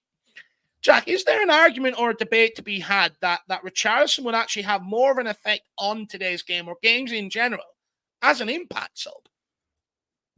In a way, yes, because he does offer that physicality that might be needed in certain games when maybe you are trying to play just sort of if you're just trying to break a team down, you want to create sort of nice passing patterns, playing behind, through some of the channels, all that sort of thing, right? Eventually, you don't feel like it's working out, or there's really the defense is sort of well drilled enough, and sort of, the lack of real precision, maybe with certain passes or real execution. You start to just think, you know what, we're not really at our sharpest tonight. Might just need to get a big guy into the box and just sort of kind of get some things kind of, different, or, cause the defense to really have to think about somebody else instead. And I think Richarlison, in a way, could be useful and I know we're going to probably talk about his future probably at the end of this season, whether he really is, serviceable from here on out. But even if he ends up losing his starting spot, I think he would be an effective impact sub, because he's going to come on and he's going to do exactly what you want any sort of sub to do, which is he's going to run his lungs out pretty much for the remainder of the game, and give you that sort of dynamic. I think he really does work especially hard off the ball. I think some of the tackles that he even gets, are pretty underrated in certain moments, but he's been brought in to make an impact in terms of actually bringing us goals. And when he's done that off of the bench, it's, been useful, right? Because he wins headers, makes the defenders, have to sort of play against him differently than they would against a Sonny or against anybody else. I think he's probably a useful substitute to have. Does he deserve to keep his starting spot tonight? I don't think he does personally. I think Brennan Johnson sort of made an immediate impact that he would come on and probably does deserve to start tonight. But I think Richie, he offers something actually slightly different to the rest of the players, weirdly, in that he has that physicality that most of the rest of them don't. And aerial threat. He's the only guy in our team with an actual aerial threat up front. No, I definitely agree with that. I think, he can definitely have an impact off the bench. And I think, in big games like today where maybe technically he may be lacking, I think, today is a game where you do bring him off the bench. You let him run around, cause a nuisance later on in the game, keep pushing Chelsea back. Or if you're chasing the game, you just say to him, play the way to the box. Just play the way to the box. When the ball gets out wide, get in there and make a nuisance of yourself. Go and compete.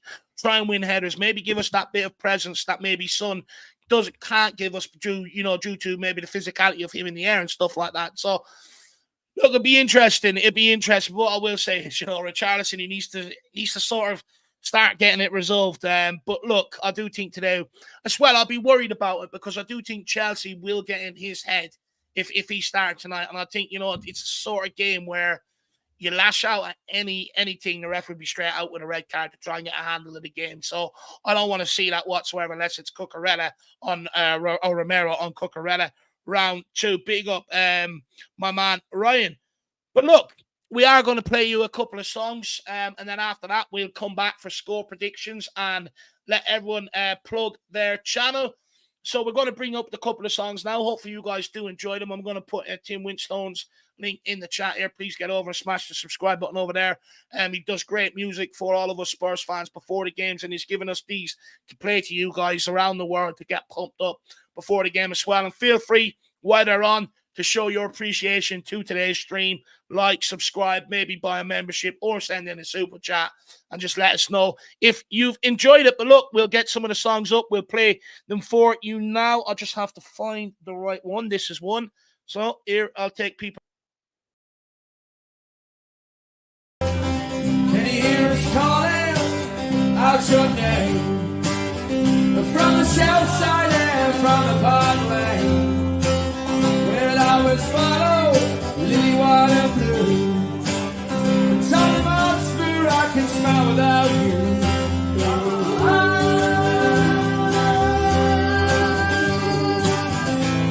We'll follow you everywhere.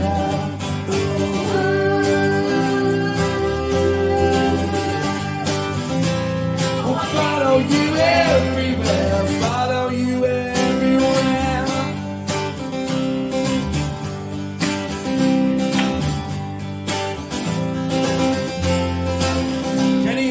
Calling out your name. I'm from the south side and from the park lane. We'll always follow lily white and blue. TOTTENHAM I can smile without you.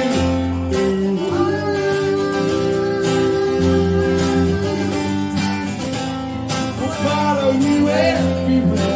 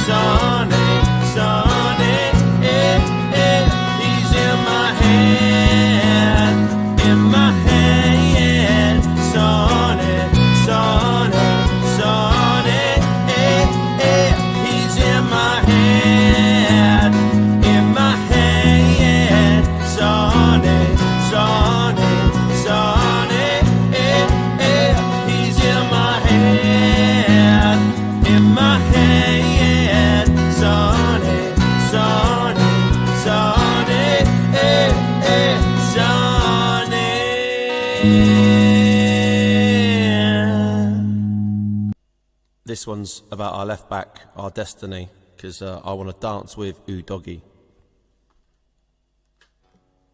When the night falls, my destiny calls.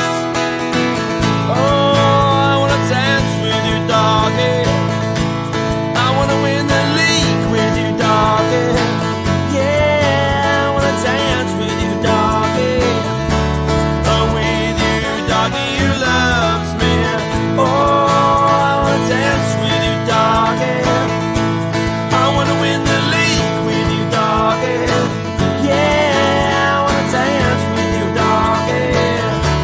Oh, with you, doggy, who loves me. Oh, I want to dance with you, doggy. I want to win the league with you, doggy. Yeah, I want to dance with you, doggy. Oh, with you, doggy, who loves me. Oh, I want to dance with you, doggy. I want to win the league with you, doggy. Yeah, I want to dance with you, doggy. Oh, with you, doggy, who loves me.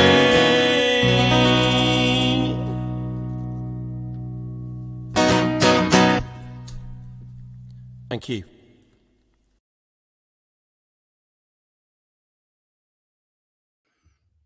Now, I hope everybody loved that. Maybe I've tempted the fate with the Adoji song. I really didn't want to play it today, but I have to, manifest it for it to happen. Hopefully you guys did enjoy that and you were absolutely pumped up, raring to go. The last job we have to do here to get you guys pumped up is go around the houses and get the score predictions and find out where you can find these great people. But while we do that, get your cans in the fridge, get your snacks ready. The big game is less than 2 hours away, and I cannot wait. But Jacko, we will go to you first, my man. Just quickly, I'm going to put links here. I'm just going to put Tim's link in the chat. Please get over and smash the subscribe button on Tim. This is what I use to get pumped up for every single game. Is it just a medley of Tim's songs from Spurs Song Sheet? So please get over there. A lot of what we play here, you'll already find over there. So please get over and check out Tim. He's absolutely great. And if you have any suggestions, get in contact with Spurs Song Sheets on Twitter. Put them towards them. And Tim is a great man for making them a reality. But Jacko, we'll go to you quickly, my man. What is your score prediction ahead of today's game against this Scone? Feeling a clean, professional 2-0 performance. I would love a clean sheet. I feel like Chelsea, it would be annoying if they somehow found a way to score because this season, I think they have created chances. They just don't really take them. And we do a great job in also creating chances. And I feel like sometimes we don't actually take them as much either. But we have shown that we can eventually put it in the back of the net. I'm going to go 2-0. Would love a very just solid performance from our back line tonight and just want a convincing professional performance. Doesn't need to be 3-0, 4-0s for me. Just needs to be a solid, sort of clean performance. 3 points is all I want. And sounds easy, making it sound easy. But yeah, 3 points and I'll be a happy man. 2-0. For sure, Jacko. That's all that matters. There's 3 points at the end of the day, my man. Dermotron, what's your score prediction, brother? And where can people find you?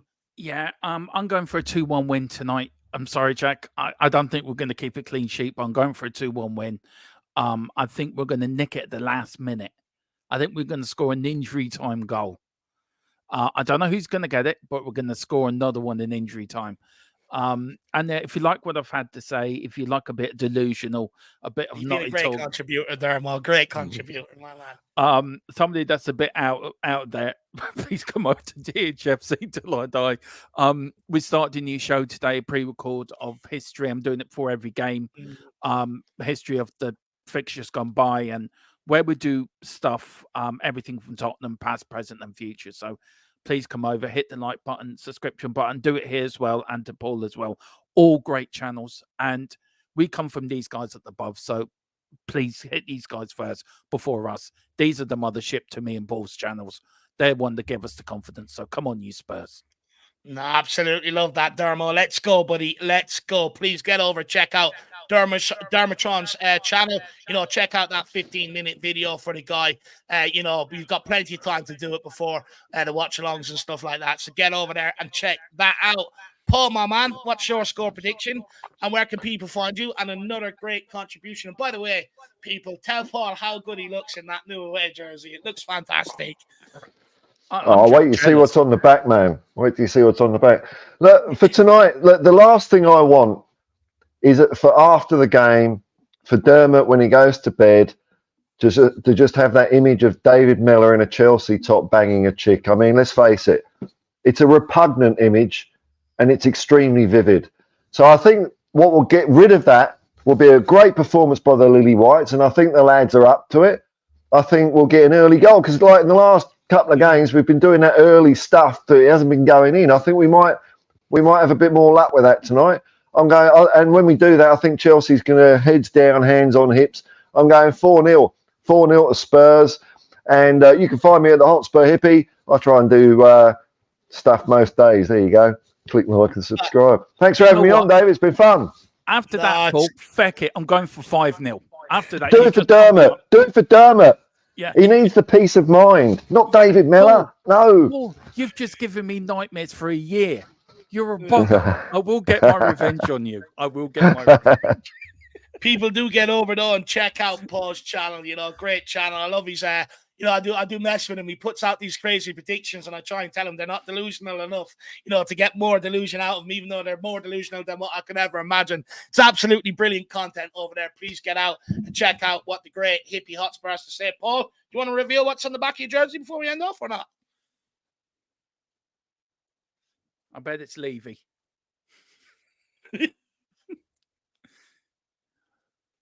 Or Dyer. Absolutely